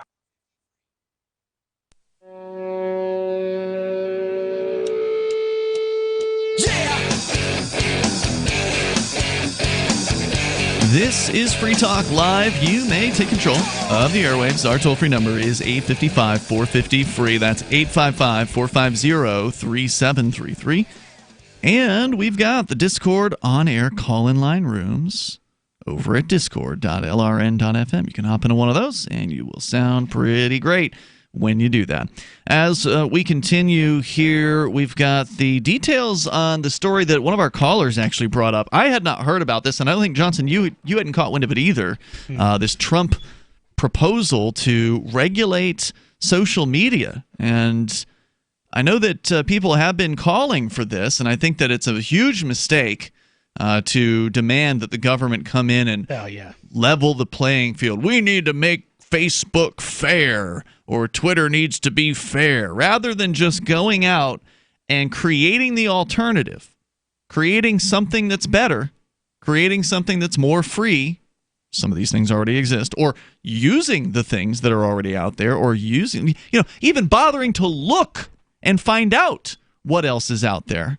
But no, people just want to pound their fist, and they want to force the big evil mega corporation to work the way they want that corporation. I definitely want to find out more about this too, because so what this is in regards to is Section 230 of the Communications Decency Act, which is supposed to protect companies from legal responsibility for content posted on their platforms, right? So if somebody just posts something that's obnoxious, or you have a caller who calls in and says something about the square root of somebody's butthole, then you are protected, right, from that particular content, because it's not you that's posting content. You're not liable for what that person said. You're not that's just, you're not necessarily their platform, especially if you're, doing something to get rid of it.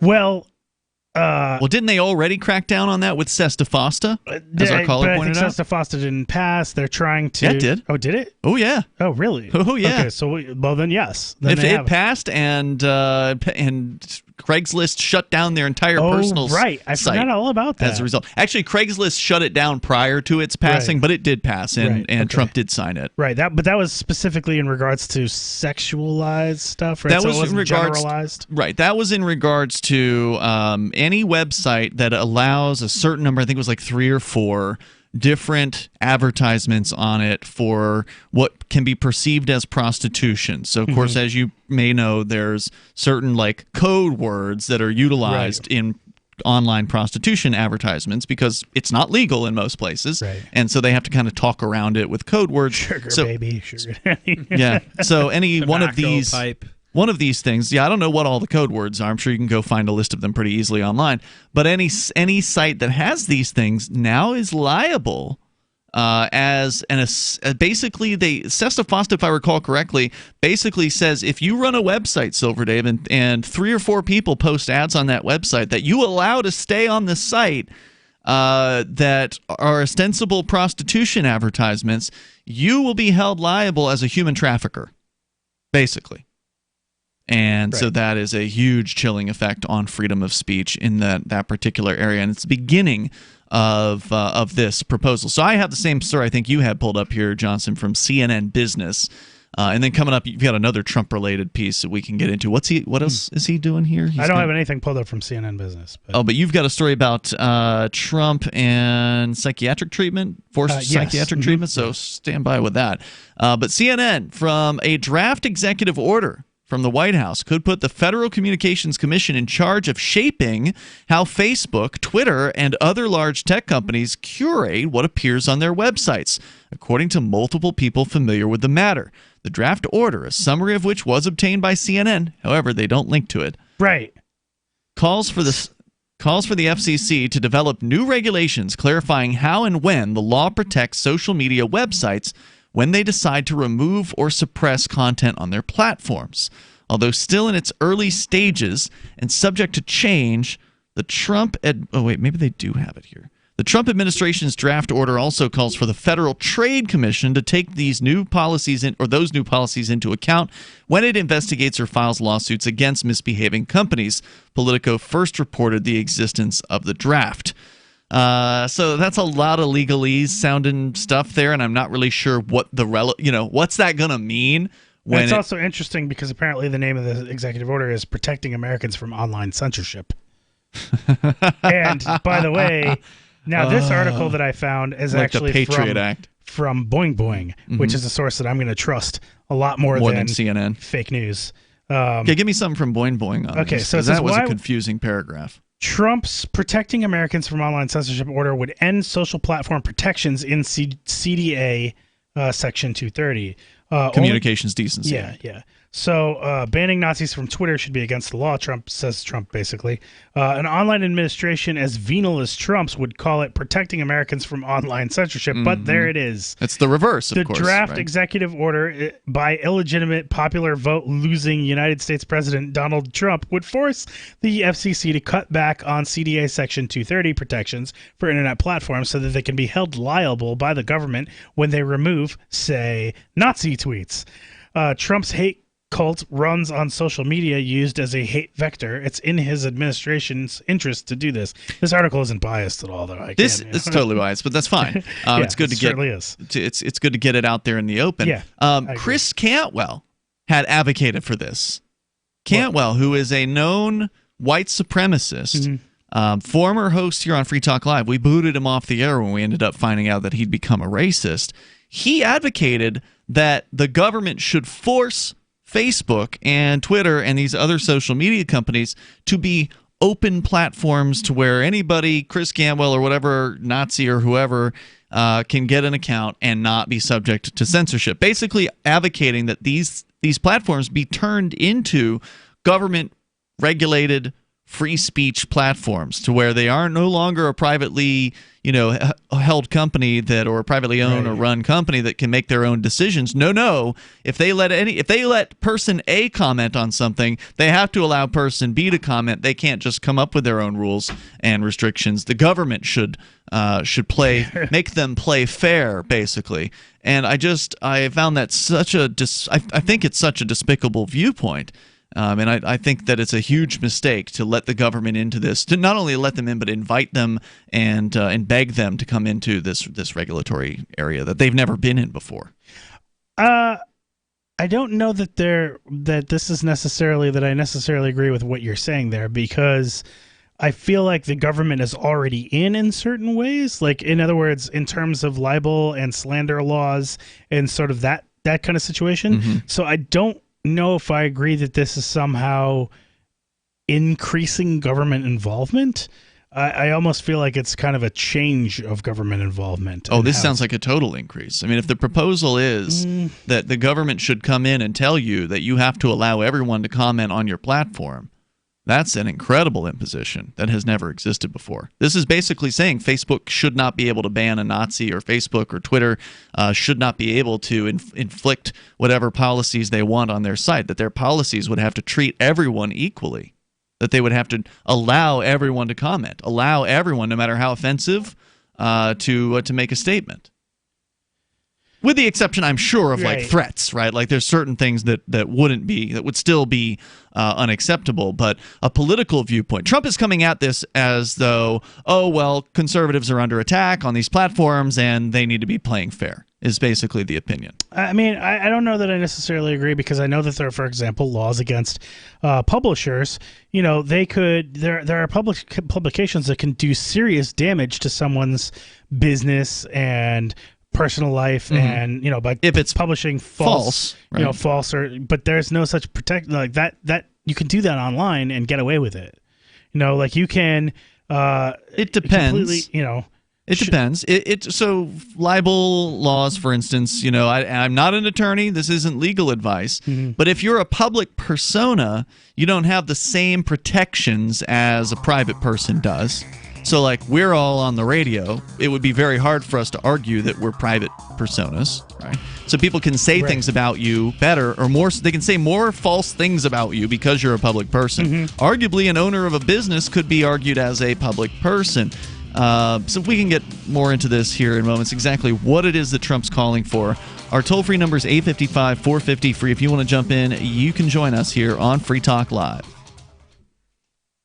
When you have a pain in the neck, a real pain in the neck, back, shoulder, or legs, you now have 2 convenient choices to get fast relief without taking another pill. Because now, Sunny Bay heating wraps and pillows are available at both Amazon and Walmart. Yes, see Sunny Bay's 4.5 to 5-star customer reviews on Amazon.com or Walmart.com. Our microwavable heat wraps, heatable neck pillows, and extra large body wraps are designed better for perfect support where and when you need it. Even while driving, Sunny Bay wraps will not burn and stay balanced to provide soothing hot or cold therapy to help treat temporary or chronic pain. And the best part, Sunny Bay quality products start at under $20. Join thousands of happy customers and see why Sunny Bay products have a lifetime 100% positive rating on both Amazon and Etsy. It's easy. Click Amazon or Walmart and search today for Sunny Bay.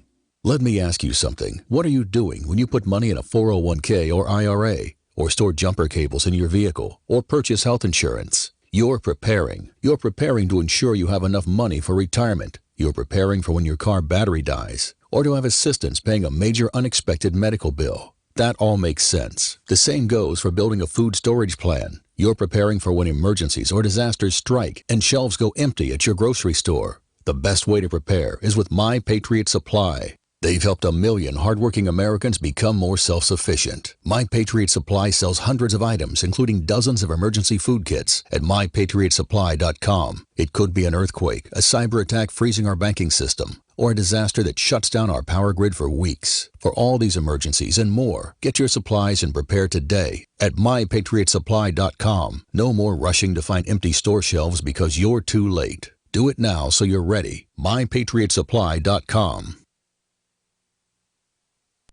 Is spreading the message of liberty, cryptocurrency, and peace around the globe worth $2 per month to you? As you may already know, in addition to our internet feed, LRN.FM broadcasts on free-to-air satellite across North and Central America, as well as Sub-Saharan Africa. And we've been available on satellite for free 24/7 since 2010. The LRN.FM free-to-air satellite signal is reaching some of the most oppressive regimes in the world, and there's no doubt our ideas are making an impact. You can learn more about the channel's impact by watching the 3-minute video at fund.lrn.fm. If you'd like to help free minds globally with our ideas of liberty, cryptocurrency, and peace, you can donate as little as $2 per month via fund.lrn.fm. You can help us continue and expand our satellite broadcast to multiple continents. Visit fund.lrn.fm today, and thank you for your help. Don't forget to share the link on social media. That's fund.lrn.fm. If you want to know the latest about Free Talk Live before we go on the air, all you need to decide is how you want it delivered. It's your choice. Visit news.freetalklive.com to receive our usually weekly news updates by email. Plus, we have a Twitter account at twitter.freetalklive.com, and you can follow us on the decentralized Mastodon platform at toot.freetalklive.com. So please follow us at toot.freetalklive.com and sign up for our emails at news.freetalklive.com. Cell 411 is a free app for Android and iOS that replaces government-controlled 911. Cell 411 allows you to preset a group of friends or private organizations to show up at any emergency. Cell 411 is a nightmare for the state because it proves their so-called services aren't needed. Cell 411 has had thousands of installs, and of course it's covered by the BIPCOT no government license. Cell 411 because your friends won't shoot you when you're in trouble. Without the government, who would build the emergency services? You and Cell 411. Get it today at getcell411.com. Live video of our key New Hampshire-based shows is streamed on DLive. Please follow and share at dlive.lrn.fm. That's dlive.lrn.fm.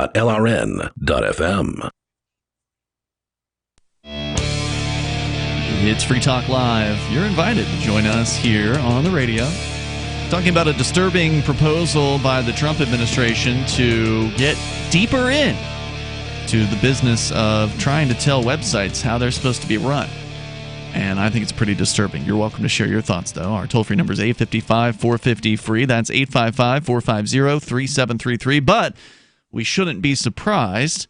This seems like it's just the next logical, tyrannical step in the ongoing crackdown on freedom of speech. They've already cracked down via the SESTA-FOSTA Act that restricted advertising for prostitution, is holding website owners responsible now for what their users put on the sites. But that wasn't even the first thing. It was actually the crackdown on the Silk Road back in 2013 that was really the first, I would say, at least that I can recall, the first major foray into coming after somebody who was just running a website and saying, well, you are an evil drug lord kingpin because you made a website where people can trade and buy and sell drugs, which was what the Silk Road, one of its main points was. Specifically for the act of running a website, because that's really what that boiled down to. Yeah, and he's going to prison. He's in prison now for his entire life, plus another life sentence, plus 40 years for that, for running a website. They went after the guys that ran Backpage.com in the last couple of years as well. So this hasn't just been a Trump administration thing. This has been going on, back to Obama. And I'm sure if we thought real hard, we could, come up with something from prior to that. And then, of course, Barrett Brown, I think was his name, the reporter, if you recall, who went to prison because he posted a link in a chat room. The link was to some content that wasn't necessarily legal, but it was just a link. Right. And he went to prison for that. So and he didn't have involvement in what the link was of. He did not he was take just passing it. Correct. Yeah, along. he wasn't the hackers who hacked. He wasn't involved with the stealing of the information. I think it was the Stratford Communications data or something like that he'd linked to. But yeah, just linking to something now. Don't Criminal shoot act. the messenger. Oh wait, nope. Shoot the messenger. It's terrifying what's going on here. And so now we got a couple different stories that Johnson, you and I are kind of going back and forth on here. Here's the one from CNN says this proposal from Trump that would put the FCC and the FTC, the Federal Communications Commission, the Federal Trade Commission, in charge, basically, of the social media platforms regulation of content. If put into effect, says CNN, the order would reflect a significant escalation by President Trump in his frequent attacks against social media companies over an alleged but unproven systemic bias against conservatives by technology platforms. And it could lead to a significant reinterpretation of a law that its authors have insisted was meant to give tech companies broad freedom to handle content as they see fit. And I would not say it's unproven. I mean, it definitely seems like people on the right have been targeted more often than people on the left. And there's been a lot of whistleblowers out there who have, provided some very damning evidence. Of, from Project Veritas, for example, and some Google engineers that have come out and said, look, these are the people, happening. This is how they're doing it. I've worked on the algorithms, like that kind of thing. And then there's also examples of, I forget the lady's name, Candace Owens might be the name. Yeah. This lady she's a black lady, but she's a conservative, apparently.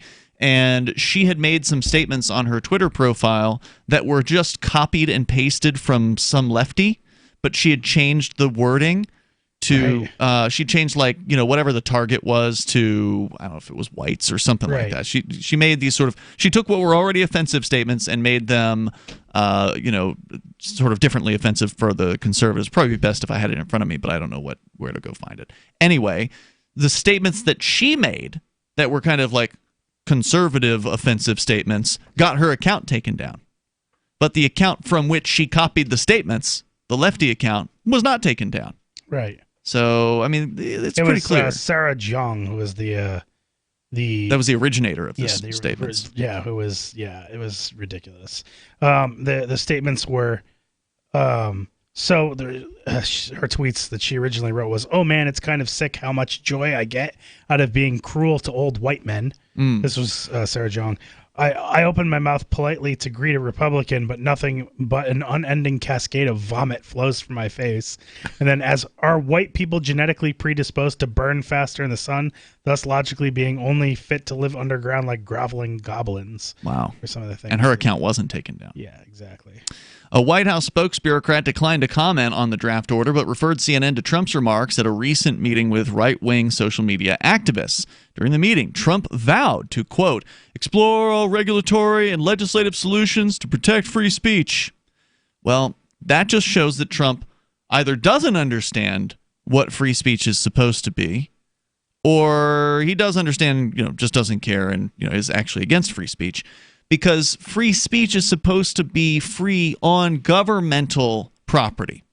So you're supposed to have the freedom to speak in public, meaning if you're on a sidewalk or on a street or, standing in front of or inside a government building. These are the places where free speech is supposed to exist. It's not supposed to apply to private property.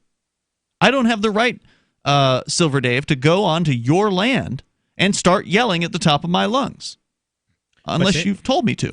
And there's no venue now. You couldn't go to any governmental place and just speak. Like, they'd arrest you unless you're like sanctioned. And of course, you also can't speak on social media. Like, that's squelched in a lot of subjects. I'm not going to agree with you on that. There's plenty of governmental property where you can still go speak. Here in New Hampshire, I've had plenty of protests and plenty of events where we've just assembled without a permit, without asking for permission, and have exercised our right to freedom of speech. That's not to say the government won't harass you over it. That has certainly happened. That's not to say you won't be threatened by the police for trying to exercise your freedoms, but it's the freedom of speech is only supposed to apply in those places. You get to make whatever rules, or in theory, you should be able to make whatever rules you want. If you want to tell me I can't say a certain thing when I'm on your land and I say that thing, you have the right to remove me from the property. But Trump is saying here that he wants to protect free speech on these platforms. So he's saying that we want to enforce our rules on your platform where you already came up with a set of rules. Are they a fair set of rules? Maybe not. They don't have to be. Does YouTube have to give money to everybody that uploads a video? No, they don't. But a bunch of YouTubers were mad within the last couple of years because they were making good money. And then YouTube changed their rules. YouTube said, well, if you've got a channel that's got content that isn't family friendly, we're going to dock your pay. You're not going to get as much out of the advertising revenue because we only want to give the majority of the ad revenue to the family friendly channels. And so those creators, understandably, were upset because, well, they were expecting a certain check to come in every single month from YouTube, and then the checks got a lot smaller.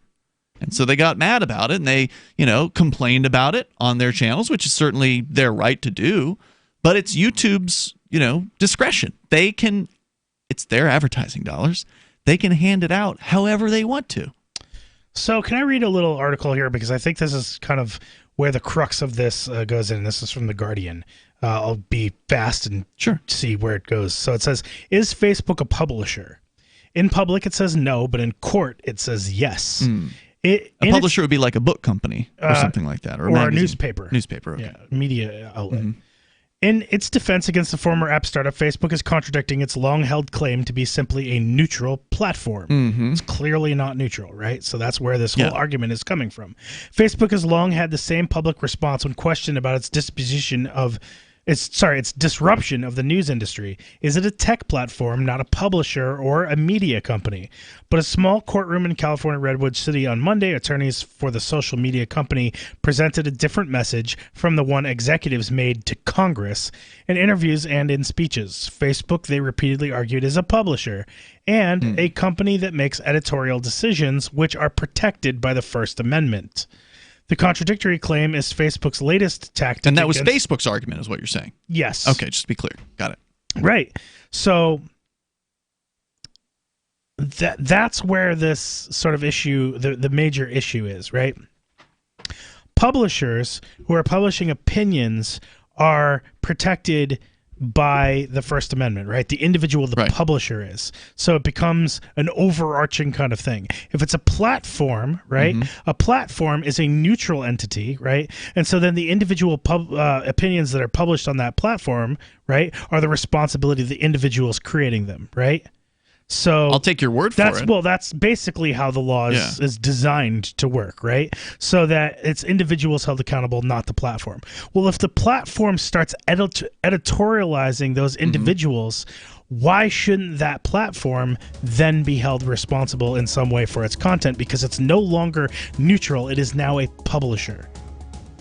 In other words, now they're not allowing individuals to be held responsible for their own content. They're stepping in.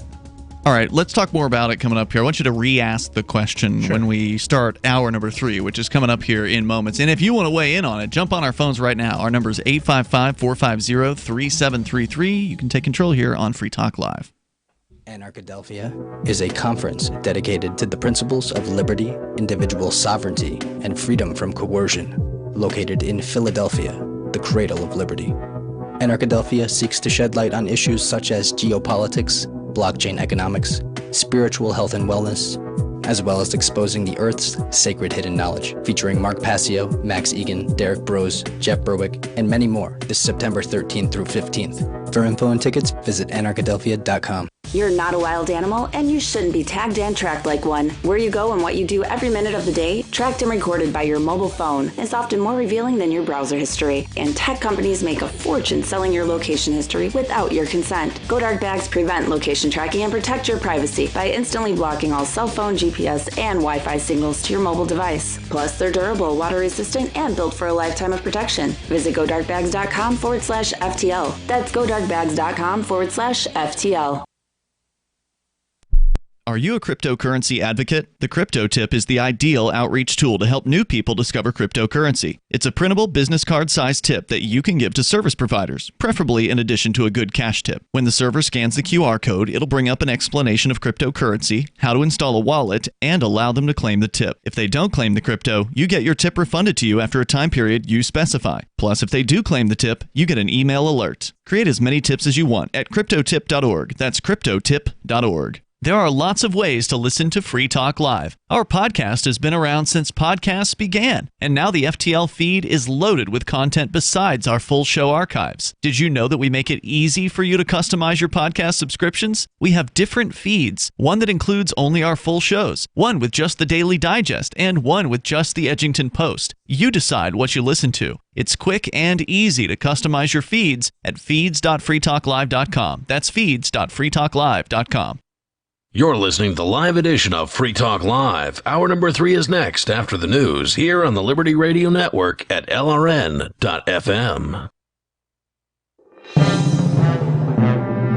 This is the Liberty Beat, your daily source for liberty news and activist updates. Produced in partnership with SNLS News and listeners like you. Online at libertybeat.news and snls.news. I'm Mick Murrow with your latest edition of the Liberty Beat. Gold is trading at $1,497, silver at $17.06, and Bitcoin is trading around $11,887. Today's prices are brought to you by InnoScale. Take off with Managed Cloud.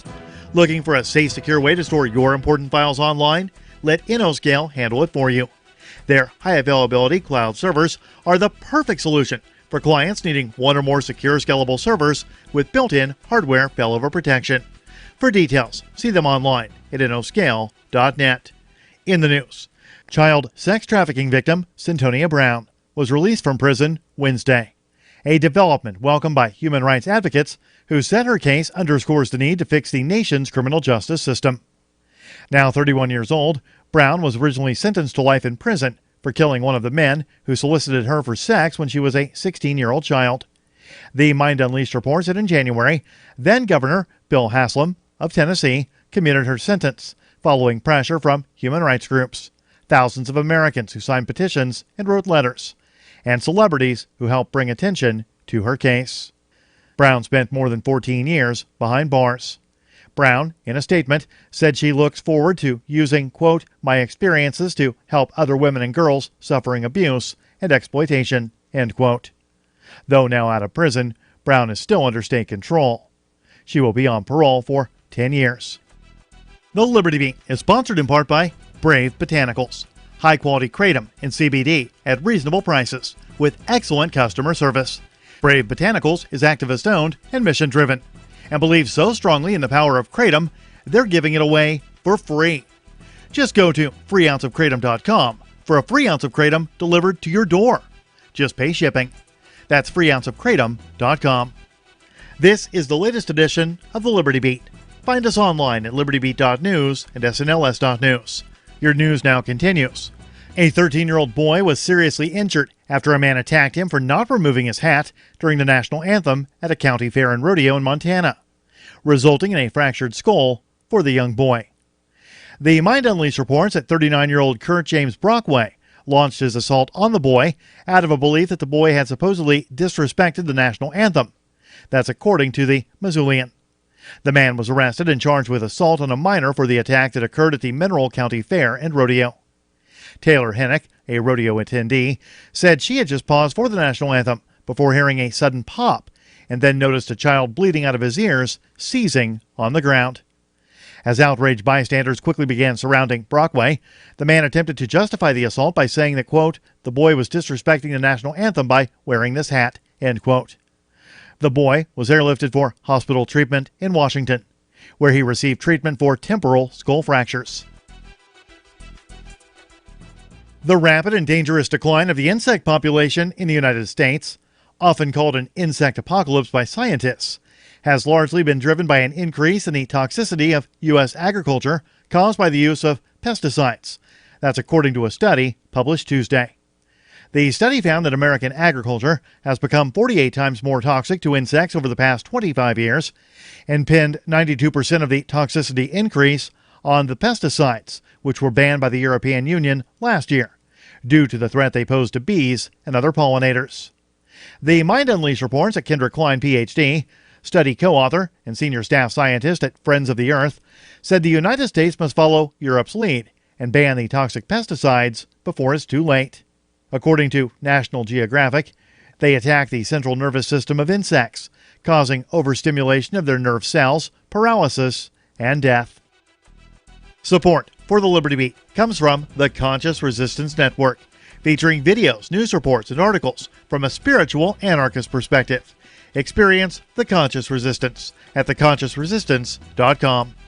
How would you like to have your business featured on the Liberty Beat?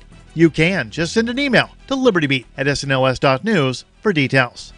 This is the Liberty Beat, produced in partnership with SNLS News and listeners like you. The Liberty Beat is online at libertybeat.news and snls.news. I'm Mick Murrow, reporting for the Liberty Beat, reminding you, spread liberty with a smile.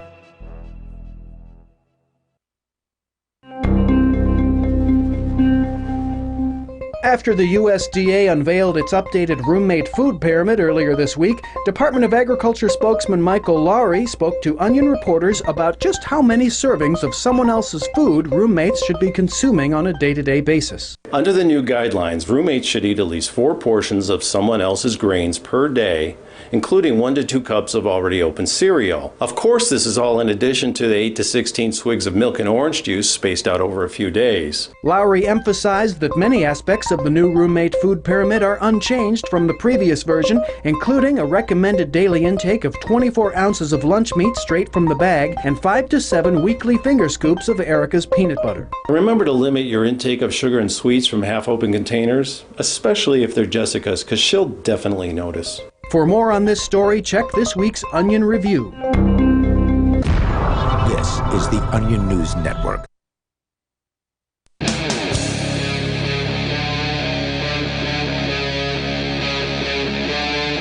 Free Talk Live.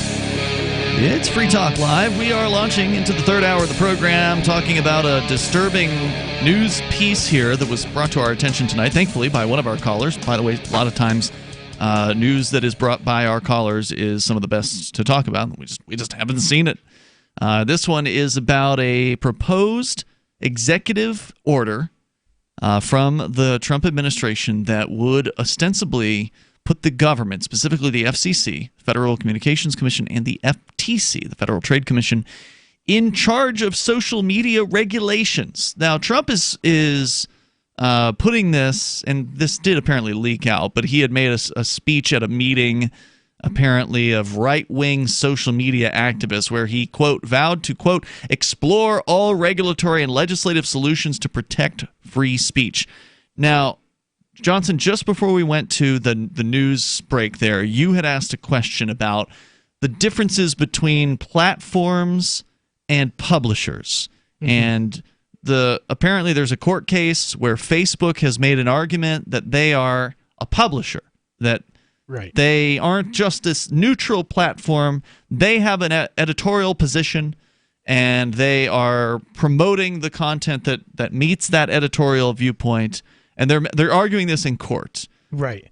So, like in public, that they're saying that they're a platform, but in court, they're saying they're a publisher, right? So, because there's different legal benefits to each to say, oh, we're completely independent, we're not biased at all, and then in some places they're saying, yes, we're biased, protect us, we're free speech. But every platform has rules, right? So, I mean, to get on a certain platform, you got to agree to those rules. So it's not to say that platforms are completely unbiased. A lot of those unbiased. rules, though, are based around just being compliant with the law. That's true. true. They're not about editorializing and editorial opinions. But even if Facebook has clearly delved into that territory. Well, but even if it's not illegal to be a Nazi, right? Like you can have an offensive opinion at least in the United States legally. So a provision of their rules, like community guidelines is usually what they're called on these sites like YouTube or Facebook, that says, yeah, we don't want Nazis on our platform.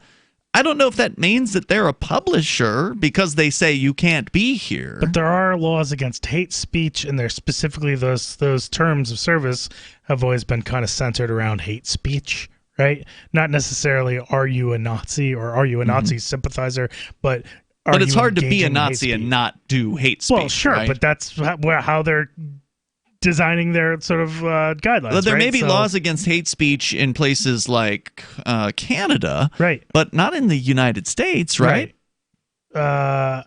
Yes, there's hate crime laws in the U.S. Hate crime laws, yeah, that's not the same thing. Right. A hate crime law is where if somebody commits a violent act against another person, then that's assault or whatever. What but I if do they think is clear is that battery. this is a much more complicated legal issue than I think is on its face that anybody's giving, I don't think there's enough credit given to the fact that there's a lot of arguments to be had on both sides of the issue. I don't think it's as simple as saying, well, they're attacking free speech. Why can't there be a platform that has a bias?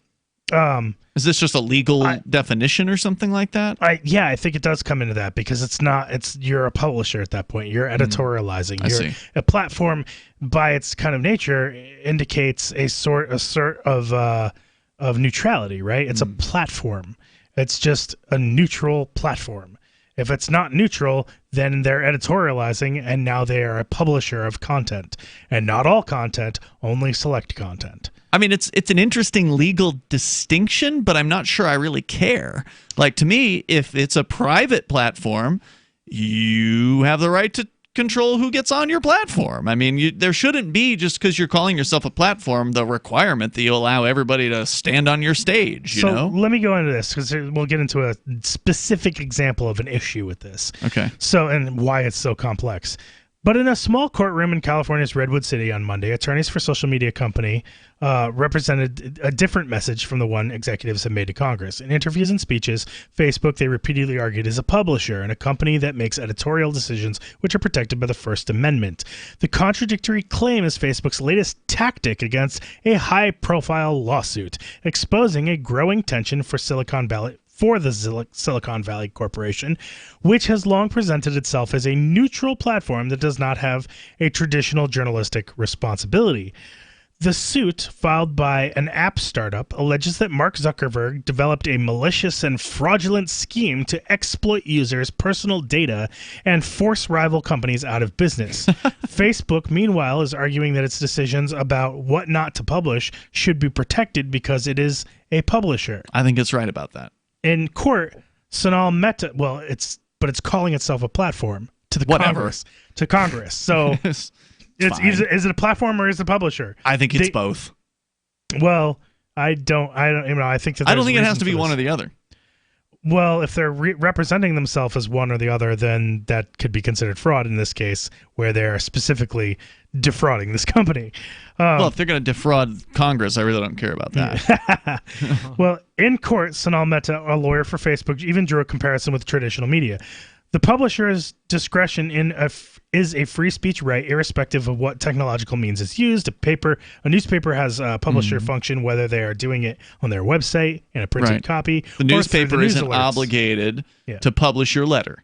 You can write to them, but they're not obligated to put it out there. The plaintiff, a former startup called 643, first filed the lawsuit in 2015 after Facebook removed app developers' access to friends' data.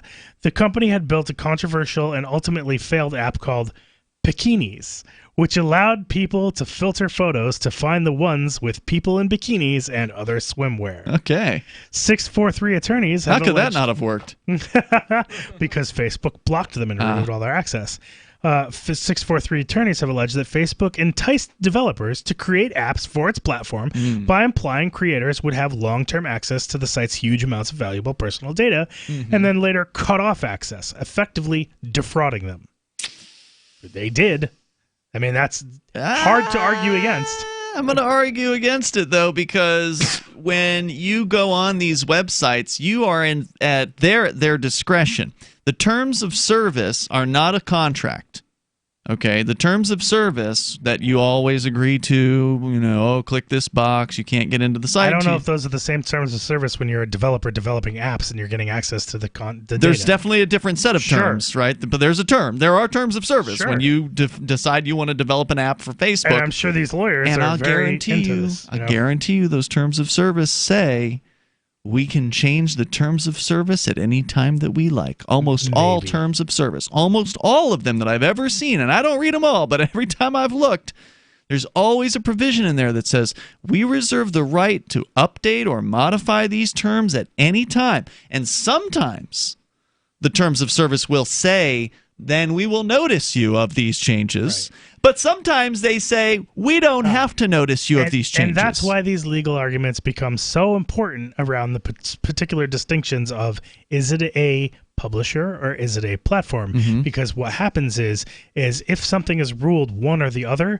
it may or may not invalidate all of those particular legal distinctions in a terms of service. Because if they're written to say, we as a publisher, blah, blah, blah, blah, blah, and then they say, well, you're not a publisher, you are now legally defined as a platform, then everything that they wrote protecting them as a publisher is now nullified. And all those protections go away. So that's how those legal agreements can work in their weird, mysterious legal land. Well, so this case is currently being argued. This is a fresh news story that you're reading. What's the date on this? No, I'm talking about this so that they're effectively defrauding them, and then they're talking about some of the privacy concerns from the Cambridge Analytica scandal, which is related to this. But what I want to know is the court case you're talking about with this company that went after Facebook saying, hey, you changed the rules on us. Yeah. Is that in court right now? Is that story being written like this week? Or this story is from July 3rd, 2018, so it's about a year old. So it would be interesting to find out, if possible, maybe it's not a done deal yet, but what did the court rule in that particular case? What was the ruling? Did the ruling say, oh yeah, Facebook, you're totally fine. It's your terms of service. You can update them at will. And if you're programming an app on their platform and they decide they don't want your app on their platform anymore, or as a publisher, if they decide they don't want your app, right, then they can make that decision. And it was there in the terms of service that said they could update the terms at any time. And if they update, well, anyway, if you find out more, let me know. I will. More coming up here. 855-450 free. If you want to jump into the conversation about speech online, you can. Does your dog itch, scratch, stink, or shed like crazy? Come to Dynovite for help. Order a 90-day supply of Dynovite. Everything we tried failed except the Dynovite. Pick up 2 bottles of Super Mega Fish Oil. Get the 3rd bottle free. Packed with omega-3, DHA, and EPA fatty acids. Super Mega is great for your dog's immune system, healthy skin, and soft, shiny fur. Dogs love it. Try Super Omega Fish Oil. Buy 2, get 1 free. At Dynovite.com. DINOVITE.com. I'm crazy about My Magic Mud. This is the most important oral care product created this millennium, and I'm not kidding. We all have different opinions on politics and issues, but we all have mouths. And I want yours to be as clean as possible, with teeth as bright as they were meant to be. I will never be without My Magic Mud. It's a little surprising, but man, does it work. If you only listen to one thing I say ever, go to mymagicmud.com and get 20% off with code FTL. mymagicmud.com, code FTL. Gold has definitely been on the move recently, and there is no more secure investment historically. McIlvaney ICA has been helping people take delivery of precious metals and find storage options for decades. They've helped thousands of investors with their precious metal IRAs. Call ICA today for your free portfolio review at 800-525-9556 or download their free report online at ICAGoldSilver.com to learn how you can double your gold and silver ounces even within an IRA. 800-525-9556. ICAGoldSilver.com. Are you a prisoner? Are you stuck in a relationship where you're not allowed to do what you really want? Are you stuck in a job or business that sucks up your time and saps your freedom? That describes most men, but there's another way to live. I'm Caleb Jones, and my staff and I have taught hundreds of thousands of men how to create low-work, high-income, location-independent businesses and how to date women under your terms. Go to freelifeinfo.com to download 7 free books and podcasts so you can live a life like this too. A new report from the National Center for Education shows that an alarming 10% of U.S. high school students graduate without basic object permanence skills. According to the study, a growing number of American seniors are lagging behind their international counterparts when it comes to the crucial knowledge that things don't just disappear if you're not looking at them. Because it exists even if your eyes can't see it. Am I making sense? No. U.S. high schoolers have dropped to 17th in science, 25th in math, and a troubling 180th place in the basic cognitive awareness most humans develop as toddlers. Secretary of Education Arne Duncan is asking Congress to fund increased after-school disguise and reveal programs. It's time to get the kids excited to learn the most obvious mental concepts that make us capable of functioning. Yeah, I mean, I'd like to do better. It's just I don't know how I'm supposed to learn anything if I don't even have a teacher. I'm still here, Vanessa. Some educators worry that too much focus placed on object permanence might take away from other important skills, such as not touching hot things that could burn you. This is the Onion News Network. LRN.FM now has a Discord. Discord is a free text and voice chat platform, and we now have our own server with a bunch of channels at discord.lrn.fm. You can join other listeners as they chat about various things during our live shows, or anytime, day or night. Discord software is available cross-platform, so you can have it on whatever device you want and take your chats anywhere. Join our Discord at discord.lrn.fm. That's discord.lrn.fm. How many lawyers does it take to change a light bulb? None. They'd rather keep their clients in the dark. There are too many lawyer jokes to count. However, there are some lawyers with more noble intentions. At the Institute for Justice, we bring the light to our clients. We are a non-profit public interest law firm with clear values and principles.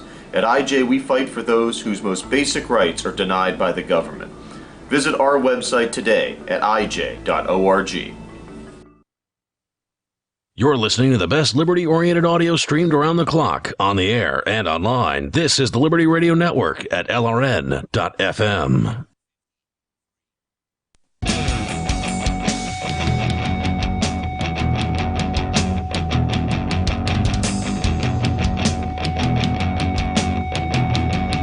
This is Free Talk Live. You may bring up what you want here. Our toll-free number is 855-450-FREE. We're talking about freedom of speech generally, but more specifically the freedom to control your own platform or publisher or website, whatever you want to call these things. Facebook, I would argue, and I am not a fan of Facebook, just to be clear. I quit Facebook more than a year ago. Actually, it was back in January of 2018. I walked away from it. And it's been great ever since then. But I will absolutely defend their right to run their platform or their publisher or whatever you want to call them however they want. And I don't think the government needs to be coming in there and telling them how they need to control things. And if you don't like it, get off Facebook. Well, I agree with you. However, I've noticed that this seems like it happens in a lot of other venues too. Twitter, whatever. Well, and even just beyond digital media, these cake makers. I keep coming across these articles where this family cake maker refuses to make like a transvestite cake or something, and then they somehow get sued or smashed out of business because they didn't want to get involved in making like the bestiality transgender wedding cake or whatever crazy thing that they maybe didn't go for. They should be able to be that way if that's the way they want to be. Let somebody else get the business. Right. But also if I was gay or transgender or whatever, I don't think I'd want the person who like hates them to make my cake Who knows anyway. what they're I gonna think put I'd in rather, that? yeah, like what are they gonna put? Hey, this cake seems to have a funny imprint in this thing. What is this? Well, we can't say on the radio what that is. Yeah. But yeah, I totally agree with you, Silver Dave. If I were hiring somebody to do a thing for me and I found out that person didn't actually like me or anything like that, I'd want to use somebody else. I'd want to take my business elsewhere. But anyway. So there was a very interesting sort of just off of that, in Canada, it's a law that you can't discriminate against transgender, right? So it's actually part of the law there that they don't have free speech. You there have either. to use pronouns. You cannot discriminate, and they can Wow. be forced into service for those things. Well, there is a recent case that has happened like within the past month from a trans woman by the name of Jessica Yaniv, who was pre-op, a very, very large. So she still had a penis, basically. Yeah, Okay. and still mostly goes around presenting as male, but claiming to be. She's female. gender fluid. Sure. I'm feeling like a man today. And wanted to force estheticians into Is that a makeup artist? Is that what an esthetician is? They also do grooming services. Okay, gotcha. And So like nails? waxing and hair Okay, removal. Gotcha. And in this case, waxing and hair removal of this transgendered person's genitalia. Uh-huh. So legally forcing these women into servicing a very large, ostensibly man, Mhm. in appearance. A man with a wig. Yeah, essentially. Or whatever. So, there's... And they could not refuse service, is what you're saying. So he was able to present himself naked to these women, and they had to service him with the esthetician duties. So there was some content that I've watched online recently that I found very entertaining because there's a trans I would be very surprised if you have not heard of Blair White is a trans who is a very actually passing trans female. Okay. Someone she's it's actually and I don't say this lightly because I find that it's actually very hard for me to see a trans woman and go that looks like a man who looks like a woman. It's just like man who's trying to be a woman. It's hard for you to see a trans that's not one of those people? Yeah, it's very hard One for me to that's see convincing? a trans woman that looks convincing in I any see. way. And I see him on Tinder sometimes. Well, Blair White is very convincing. Okay. And Blair White wanted to have a debate with this Jessica Yaniv and got her The not on convincing for, one? Yeah, the not convincing. Okay. I got her on for an interview saying, what the F is wrong with you that you are going around trying to force these women into, performing a service on you that they don't want to perform. Like, what's wrong with you? Oh, well, we already know what's wrong with this clearly, person. yeah. He's a psychopath Yeah. or a sociopath or a total nut job it's pretty fantastic. who realizes that he can utilize the law Yeah. to force his little sexual perversion onto people. Right. Exactly.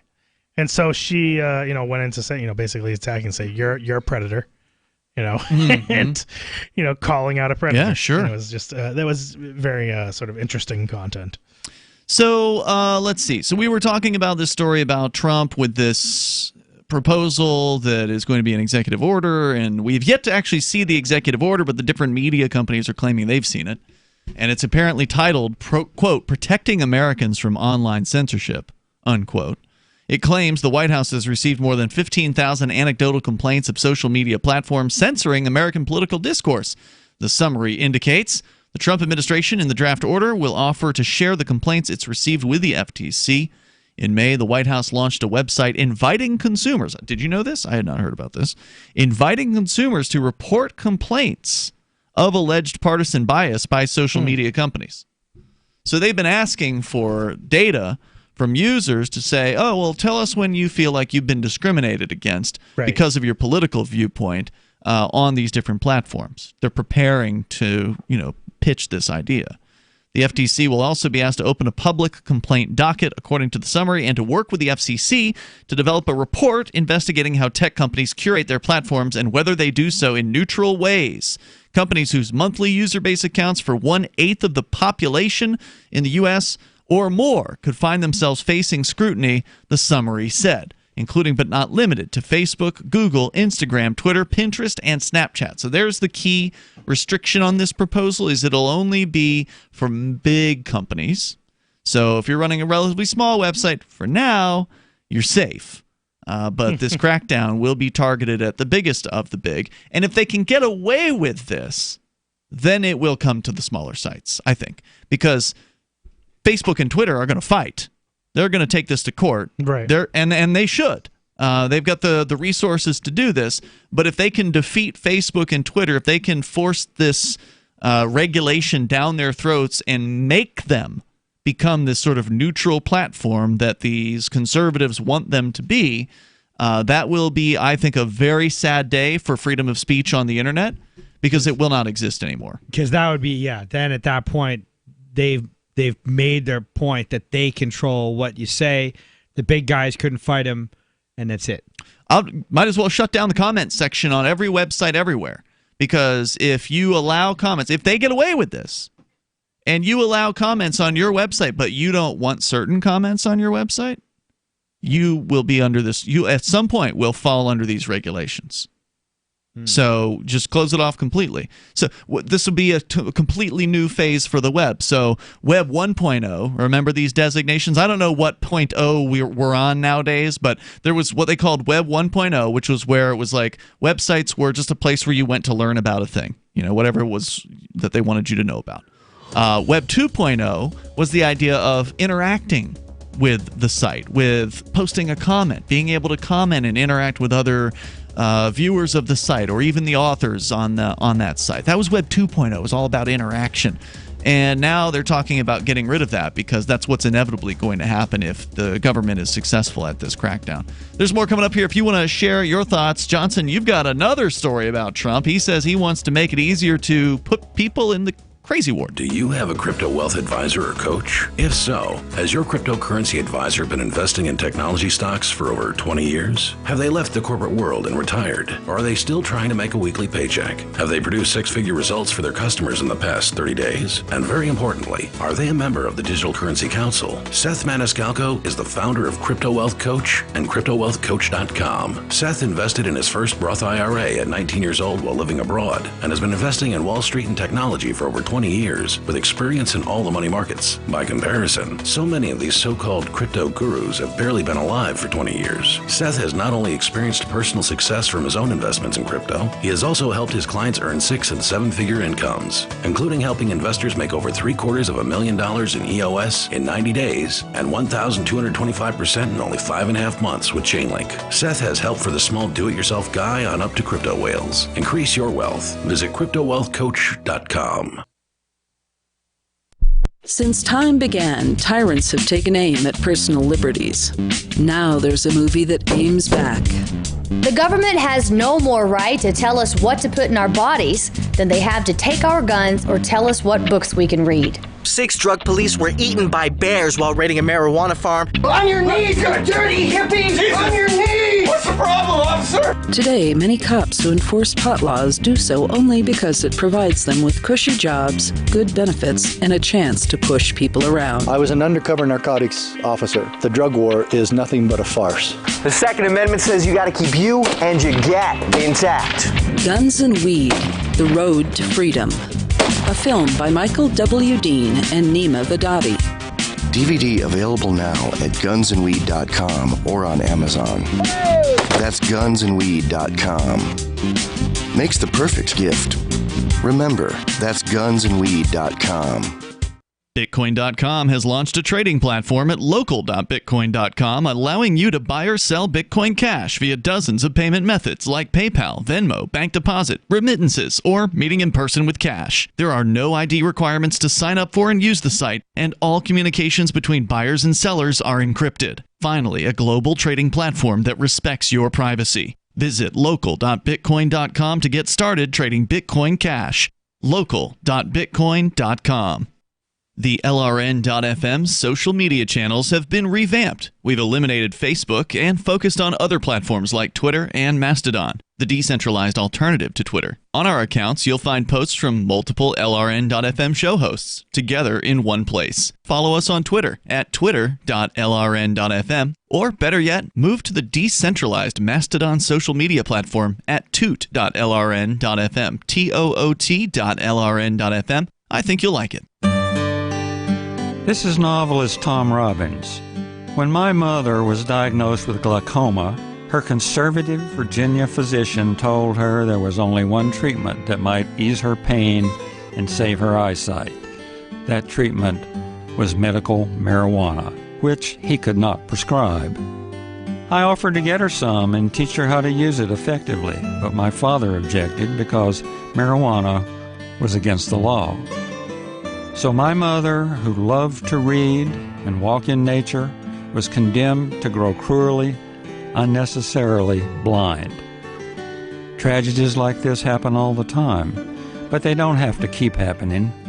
To learn more about medical marijuana, call the Marijuana Policy Project at 1-877-JOIN-MPP or visit them on the web at mpp.org.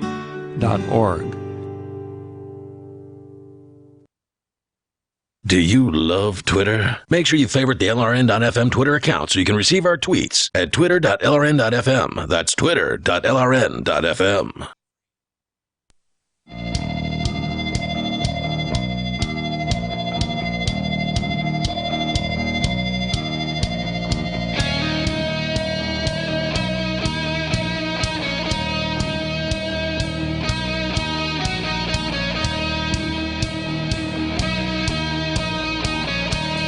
This is Free Talk Live, and it is a show where you can take control of the airwaves and bring up whatever you want. Our number is 855-450-FREE like freedom. That's 855-450-3733. My Magic Mud is an amazing product that is available at health food stores across the United States, Sprouts, CVS, Natural Grocers, and even Walmart's Natural Beauty aisle. And it is clinically proven to whiten teeth. What is it? It's black tooth powder, made of charcoalized coconut shells and bentonite clay. So it is a completely natural product, unlike normal toothpaste, which has all kinds of questionable chemicals in it.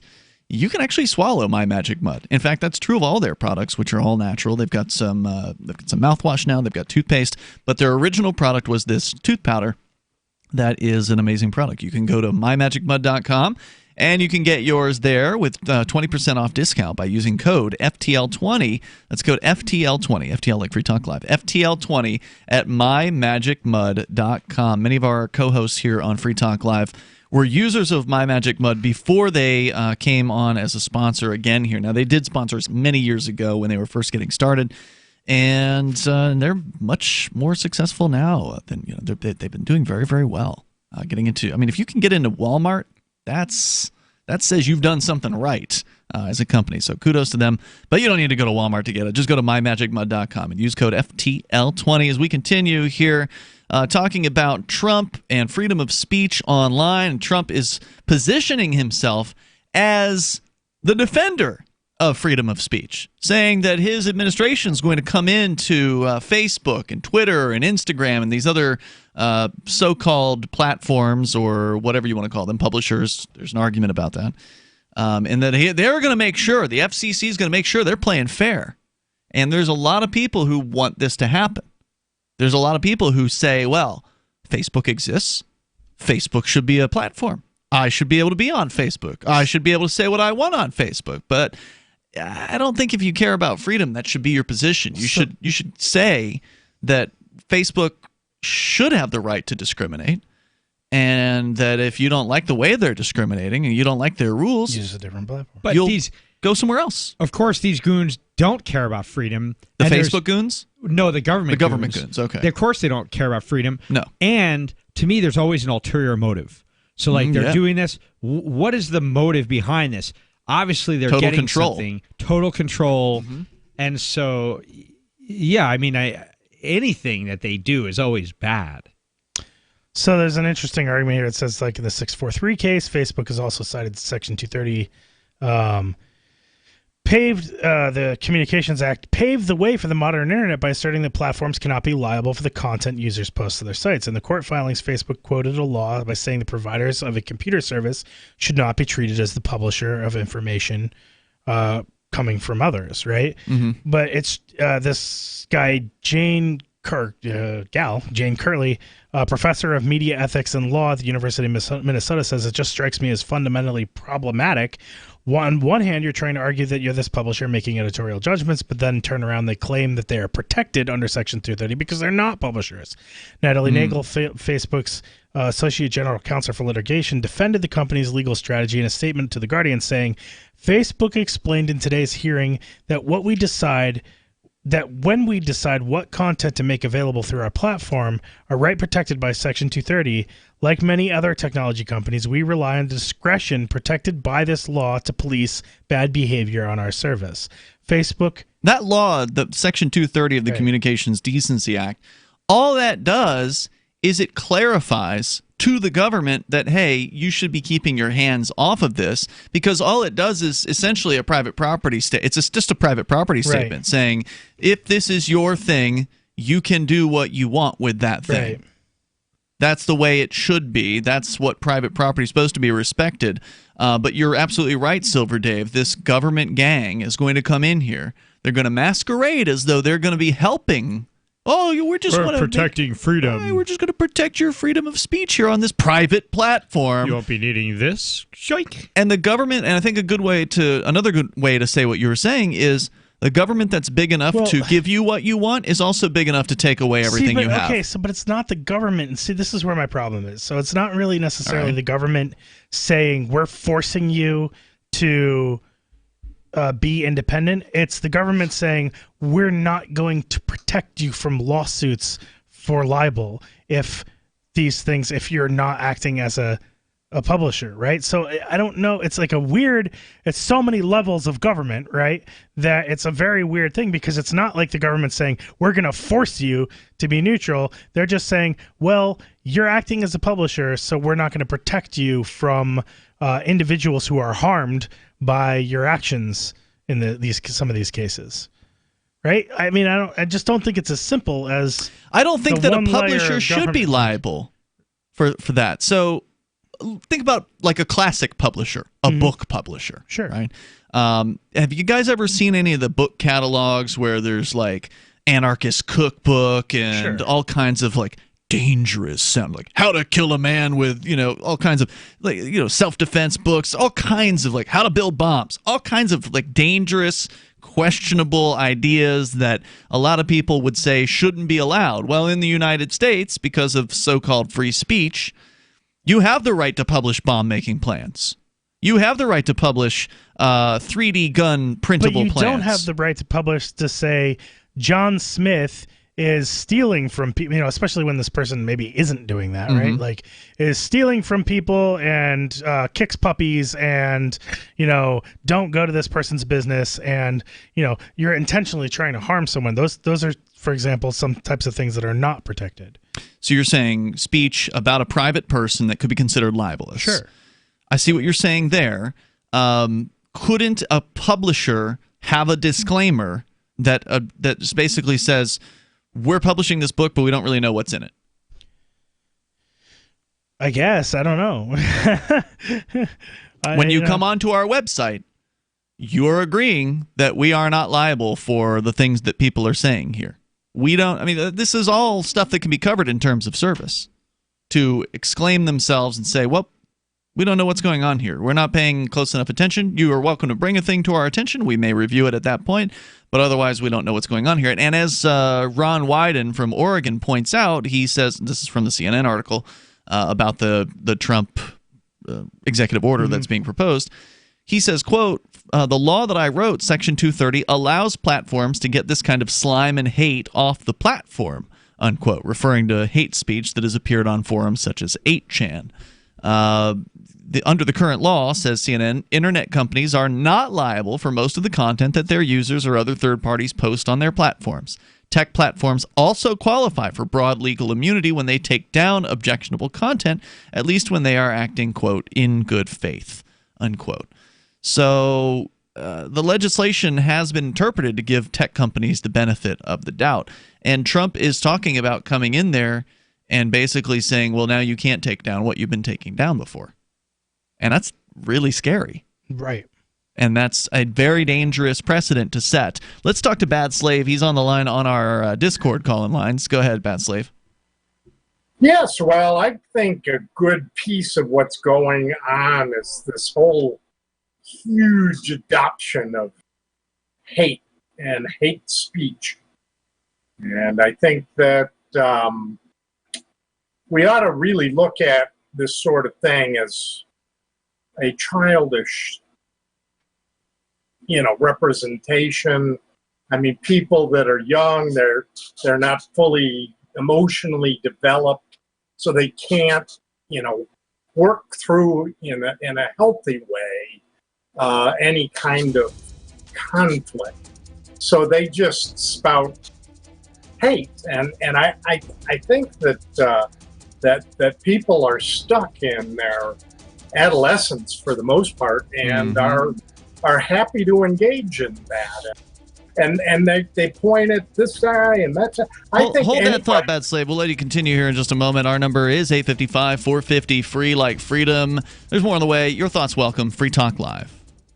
Anytime, any place, anywhere. Radio remains the most intimate of all forms of media. At home, at work, in the car, on smartphones. Over 90% of consumers still listen to radio every week. That makes choosing radio as a place to advertise your business one of the best decisions you can make. Email advertise@gcnlive.com and partner up with an experienced GCN representative. Advertise@gcnlive.com. Easy, affordable, effective.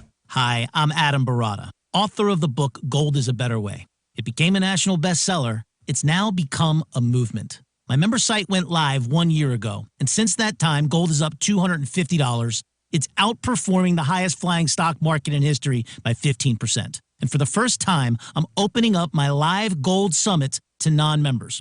This is a $1,500 ticket for free. Join me and my over 5,000 members via live stream on August 14th. And learn the secrets to the next gold boom. The event is for investors with over $100,000. If that's you, text the words Gold Summit to 49776. That's the words Gold Summit to 49776. Get your $1,500 ticket for free for our August 14th live event now. Text Gold Summit to 49776 and join the movement. Text the words Gold Summit to 49776. That's the words Gold Summit to 49776. Most of you know that heart disease is the #1 silent killer in the U.S. What if I told you for just $54.95 a month you could fight against heart disease naturally? At Heart and Body Extract, we've been helping thousands of people get back to a healthier heart. Don't just take my word for it. Check out all of the success stories at hbextract.com, or to order, call 866-295-5305. That's 866-295-5305. hbextract.com. Don't risk it when you can take charge of it. Don't you hate that feeling in the pit of your stomach when the police pull you over? Most people have no idea how to handle it properly, and they promptly get fed into the municipal fee-generating meat grinder. Or maybe you recall that feeling you get when you go to the mailbox and see one or more letters from the IRS. You get a sense of impending doom, don't you? So let me ask you, if you could learn how to use the law to beat the IRS, traffic tickets, almost any courtroom scenario, collectors, credit card debt, and even mortgage debt because of fraud perpetrated against you, would that be worth knowing about? Don't laugh. Investigate. Check out the life-changing benefits of the Lighthouse Law Club at their website, lighthouselaw.club. That's lighthouselaw.club. And while you're at it, visit the Lighthouse Law Club YouTube channel. You might be in for a pleasant surprise. Some of you asked, and now we've delivered. LRN.FM's live Keene, New Hampshire studio shows are now streamed in HD on Twitch. Visit our channel at twitch.lrn.fm and give it a follow. If you have Amazon Prime, you get one free subscription on Twitch. If you use it on our channel, Twitch will give LRN.FM a monthly piece of your Prime subscription cost. So please watch, follow, share, and subscribe to twitch.lrn.fm. That's twitch.lrn.fm. I'm a little obsessed with My Magic Mud. Several years ago, I met Jessica Armand, the founder and CEO of My Magic Mud, and I didn't even know my teeth were coffee stained. A week's worth of use convinced me, and now I use it every 3 or 4 days. It's clinically proven to whiten teeth, and I think it cleans better too. My Magic Mud's available at most local health food stores, Sprouts, Natural Grocers, CVS, Walmart's Natural Beauty Aisle, but I can get it for you for 20% off with coupon code FTL20 at mymagicmud.com. FTL20 mymagicmud.com. You can put the Liberty Radio Network on the air in your area. Visit broadcast.lrn.fm to learn how. Broadcast.lrn.fm.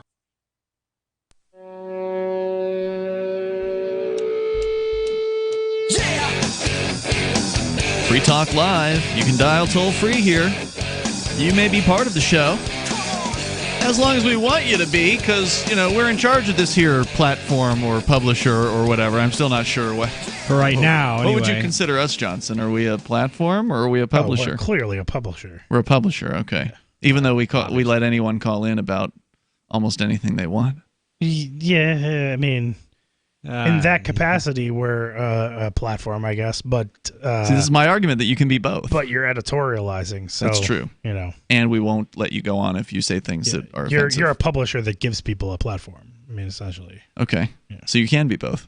Well, I guess, but that still puts you in the category of, so for example, publishers have comment sections on their websites, but they're still publishers. Should we be held liable if someone calls in and says something that's untrue about another person?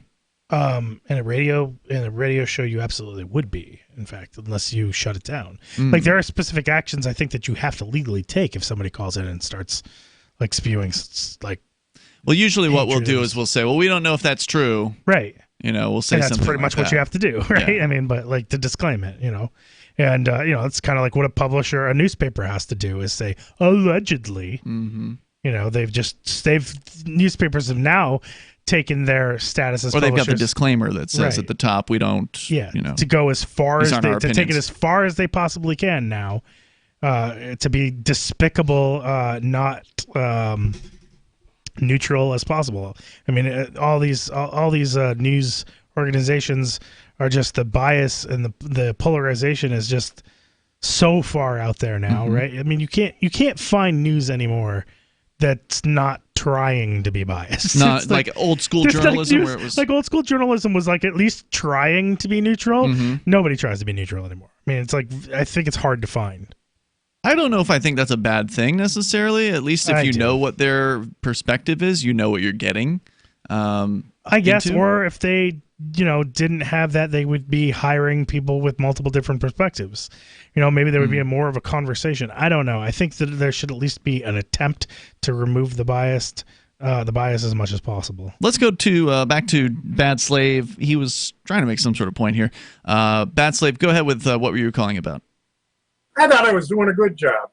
Hey, I just want to chime in with, that the having liability limiting it is just wrong. It's a privilege the government supplies that everybody ought to be subject to. So I this idea of corporate liability limitation is what's wrecking a whole lot of the. You're talking about the idea of limited liability corporations, corporate shields, that kind of thing, where corporate. Well, you're talking about a privilege right here with regards to publishing. No, I don't think this should have anything to do with being a corporation. Well, no, but that's everyone should be privileged to publish whatever they want. It's exactly what the law is talking about. I mean, you could ignore that. No, I wouldn't say that Section 230 is a privilege. Section 230 of the Communications Decency Act just acknowledges what should be true about private property, and that is that you should be able to say what you want and restrict what you want, and that you shouldn't be held liable for what somebody else does on your property. I agree, but if you are acting in a certain way, where you're actually limiting people of what individuals that that when I first got onto Facebook, it was pretty wide open. There was no censorship and crap like that. It just didn't happen. And they're they're actually interested in changing the outcome of the next election by the Good for them. censorship. Well, and people Who isn't interested in that? I mean, if people you've are got going to fight against it, but if you've got a platform, you should be able to, orient it, or if you are a publisher, you should be orienting things in a direction that will achieve your goals. If your goal is to get some person elected, you should be able to do whatever say whatever you want to make that happen, and spend as much money on it as you want to. Don't you think? You think that folks would be happy with that being done in a secret fashion? Is that perfectly okay? I mean, I think it will out anyway, but it just seems like. Are you talking about like when Google restricts, or not restricts, but when like the old classic example is if you were typing like Hillary Clinton into Google, that it wouldn't show anything offensive as the autofills, where when you type in, it shows you what people whatever it is. Yeah, there's these algorithms they build into the arrangements for internet searches and what have you. And they have I think they should have the freedom to do that. Don't you? Yes, and yeah, if you don't like it, go use a different search engine. But I think that they should be out front about it. Well, yeah, but are you going to force them to be? Well, you can't. I mean, well, the government could. But I do think that the government could force them. Protection of liability. See, that's the problem here. You may not want to force these people, Bad Slave, but some people do. And some people want the government to go into Google and audit their code. They want the government to be able to go in and look at their algorithms and have Google reveal their trade secrets to them so they can know that they're being fair with how the search results happen. Is that something you want to happen? We both agree that that's not what I would want. Good. I'm glad to hear that, because this is the beginning of what you're talking about here. And thank you for the call tonight, Bad Slave. This executive order, if it isn't challenged and is successful, or is challenged and it's stays in place, this is the beginning of that. Because if the government can go into Facebook and say, well, we think you need to make sure everybody's able to post here. Well, it's not a far jump from going from that perspective to saying to Google, well, we need to make sure that all your search results are fair, that you're not putting the Democrats over top of the Republicans in your search results, that you're not eliminating Hillary Clinton murder from the search autofill. That's a minor baby step away for them to just be able to go in there and tell Google, we need to see your code. And if the government gets to go in and start, auditing people's code, now we're talking about a really scary precedent, a really anti-free speech precedent. Because the government should not be able to know what your code is if it's private. I'm definitely having a hard time with this, because it's like, philosophically you're talking about, yes, should they be able to promote whatever they want? Sure. Absolutely. Should they be able to fraudulently and misleadingly psychologically manipulate people into supporting more violence by supporting left liberal people and completely manipulating search results in a way that is designed specifically to change the way that you think about certain topics over long periods of time, by falsifying data, by providing skewed results to drastically change your worldview. Yes, I don't know if they should be able to do that. Should they be able to do that? Yeah. Do I want them to do that? No. But stop using their platform. Well, yeah, I guess that's the option, and then use what? Mastodon. Which is awful. You can go to it's great. Toot.freetalklive.com. You can go and follow our toots there, which is. I'll be honest with you, audience. It's awful. No, it's not. What's awful about Mastodon? I don't like it. I don't like the service. It does everything Twitter does. And there's lots of open source If you don't software like Twitter, you options wouldn't like Mastodon. What? If you don't like Twitter, you wouldn't like Mastodon. Yeah, I don't really like Twitter all that much. Well, then that's why. Yeah. But Mastodon does everything that Twitter does. It's got the hashtags. It's got the @ symbols. Sure. It does everything it does. But when you're comparing it to, say, like, Facebook or something like that, these more full-fledged platforms out there, there are not. Well, yeah, it doesn't have forums. Like YouTube and Google and Facebook don't have a whole lot of alternatives out there that are even remotely close to comparable. They just don't exist. Well, maybe somebody should do something about that. It's as though that's Where's easy. all these rich conservatives, huh? Sure, right? I mean, all they do is sit there and complain. Why don't they put up a damn website? Right. I mean, it's just a matter of code and hiring the right people and getting the right servers and then, I don't know, selling advertising. It's no easy process, but when Facebook started, they didn't know they'd be a global behemoth. It was just some college kids in a dorm or whatever, right? Oh, let's make a thing where we can have our online yearbook.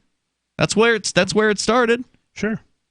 So we are out of time for tonight, but you can join us tomorrow night for more Free Talk Live. And in the meantime, you can join us online over at freetalklive.com, where we got a bunch of archives that you can download. We also have our Discord server where you can go and get interactive with other Free Talk Live listeners around the clock over at discord.lrn.fm. Silver Dave's going to be taking a break for some time. He's going to school, and hopefully we'll have you do some fill-in work during that time.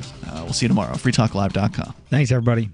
Anarchadelphia is a conference dedicated to the principles of liberty, individual sovereignty, and freedom from coercion, located in Philadelphia, the cradle of liberty.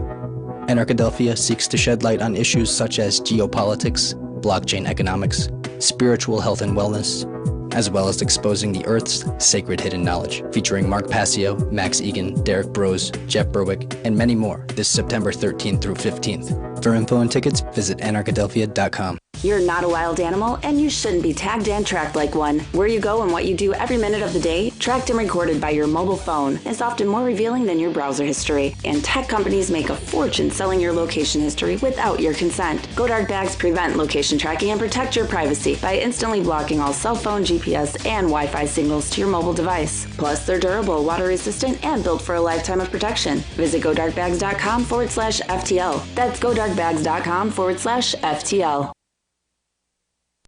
There are basically two types of advertising: direct response and branding. Radio's great for direct response with its low cost to listener ratio, but audio can't be beat for branding, which is a longer term endeavor. You want to be the first thing that someone thinks of when they think about your product or service. If you have a local business that you want kept top of mind in your community, call the station. If you need national reach, Free Talk Live's got around 200 radio stations, millions of monthly listening sessions, can suit all budgets, and if we don't think we're right for you, we'll tell you. Email me, mark@freetalklive.com. So you've heard all 3 hours of the latest episode of Free Talk Live, and you're still hungry for liberty-oriented audio content? Did you know that we have another 24/7 audio stream at LRN.FM? The Liberty Radio Network airs the latest episodes of some of the best liberty-oriented podcasts on the internet around the clock. In addition to recorded content, you'll also hear live shows like Free Talk Live, originating from our Keene, New Hampshire studio. So listen anytime at LRN.FM. That's LRN.FM. The latest episode of Declare Your Independence with Ernest Hancock is next after the news on the Liberty Radio Network at LRN.FM.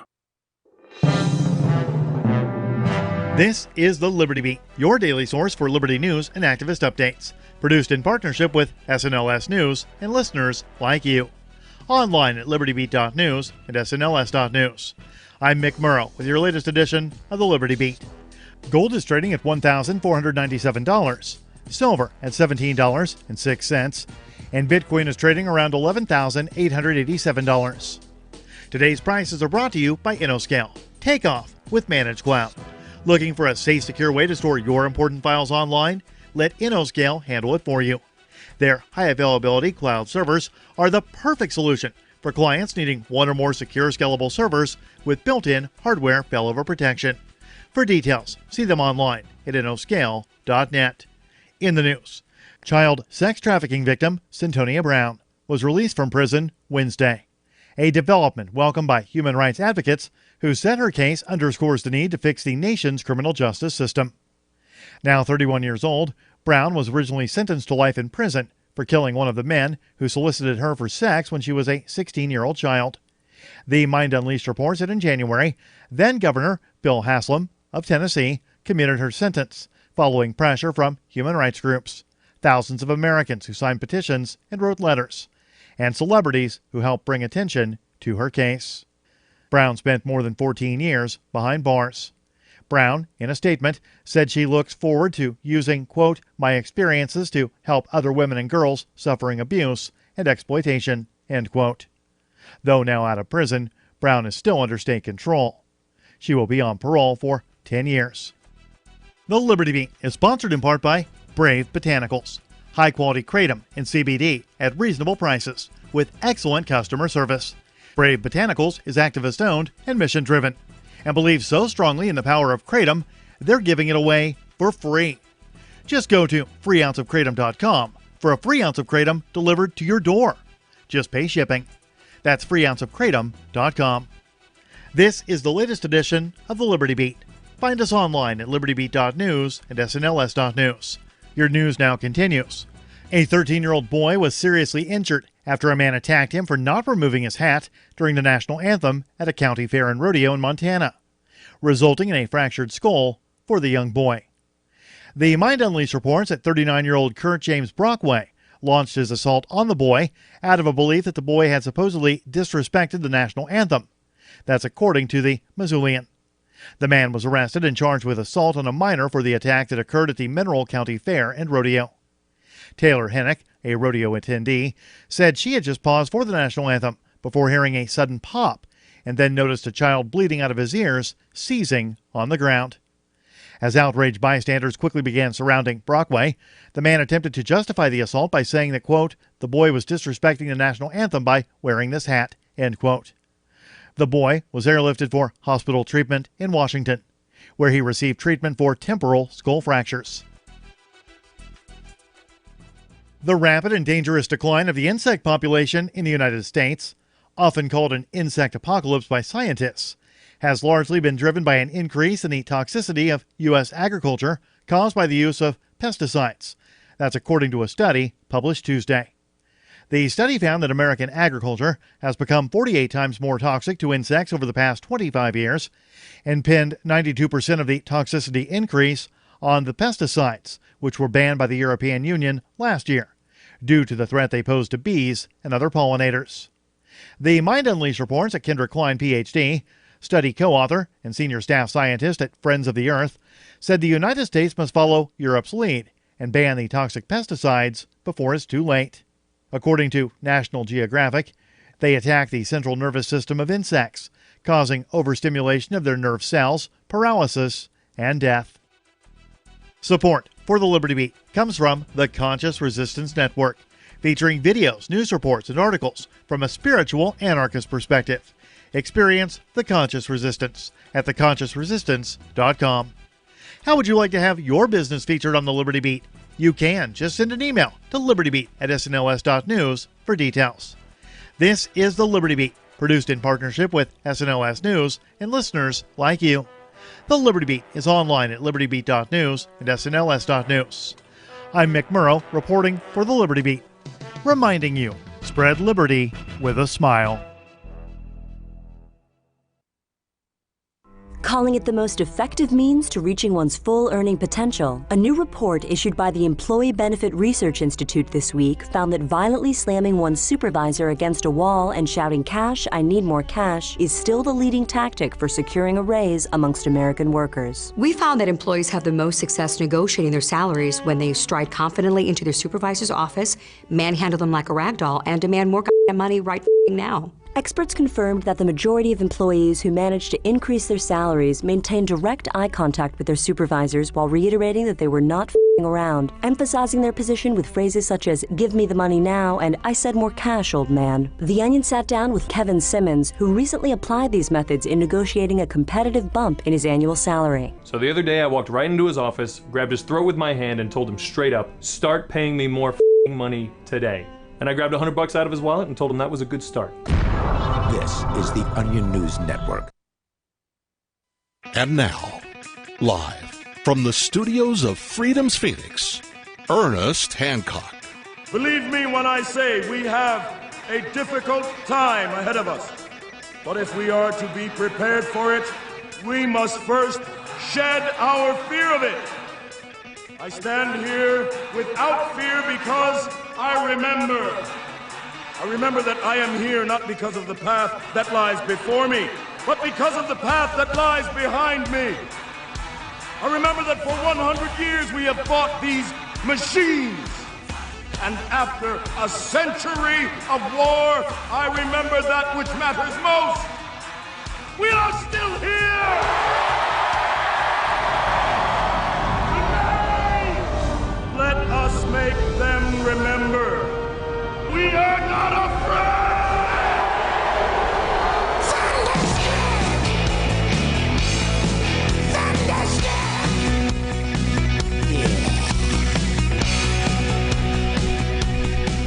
Yeah, undefeated here and declare your independence. Me, Ernest Hancock, here in Phoenix, Arizona, from the BEA beautiful studios of Freedom of the Nest, from Phoenix.com. All right, we got some fun today. In this third hour, we're going to have Frank Tambury doing the Trump report. I went and visited him yesterday and, did doctor stuff and everything. Got plenty to talk about. It's going to be fun. Till our daddy takes our T-Bird away. Okay, what we're going to do in the second hour, we have Etienne de la Bouteille. He's a gentleman that has understandingourslavery.com. We've seen him around various different festivals in Acapulco and such. And he was in, was he in Vegas? Jack? No, he wasn't there. But no, he has an update, and he has a really cool high-tech way of distributing his book. And he's been selling it for a while. It's Understanding Our Slavery. It's for children's. But he has a card. It's like a business card that's also a USB. It has 8 gig worth of goodies on there. And he put some stuff up there that I was like, yeah, like Century of Enslavement by James Corbett. Is one of the I'm like, yeah, that is so, man, the Federal Reserve doesn't want anybody to know what he had to say. They've been banning things, but doesn't matter. We have technology to pass it around amongst each other and so on, so that'll be fun.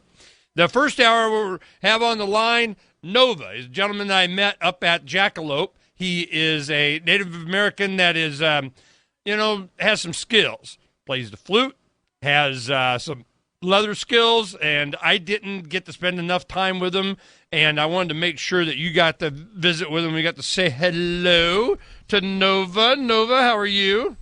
I'm doing wonderful. Good morning. How are you, Ernest? I'm more than wonderful. I'm sorry I didn't get to spend more time with you. I was looking forward to talking to you, but I had a grandbaby, so I had to go, leave and go do the grandbaby. Now, the thing that I wanted to talk to you about, Davi's still sleeping. He's here. We're doing a bunch of pirate stuff and everything. We have some artwork we wanted to send you to do some mock-up of some pirate garb. Now, on the stream and in the archive, when you see this later, you can see some of the artwork that we have on it. But tell me about you. Let's go ahead and get to introduce you to the audience and made a new friend and all the skills you have. Go. Well, as you mentioned, I'm a Native American flute artist and a leather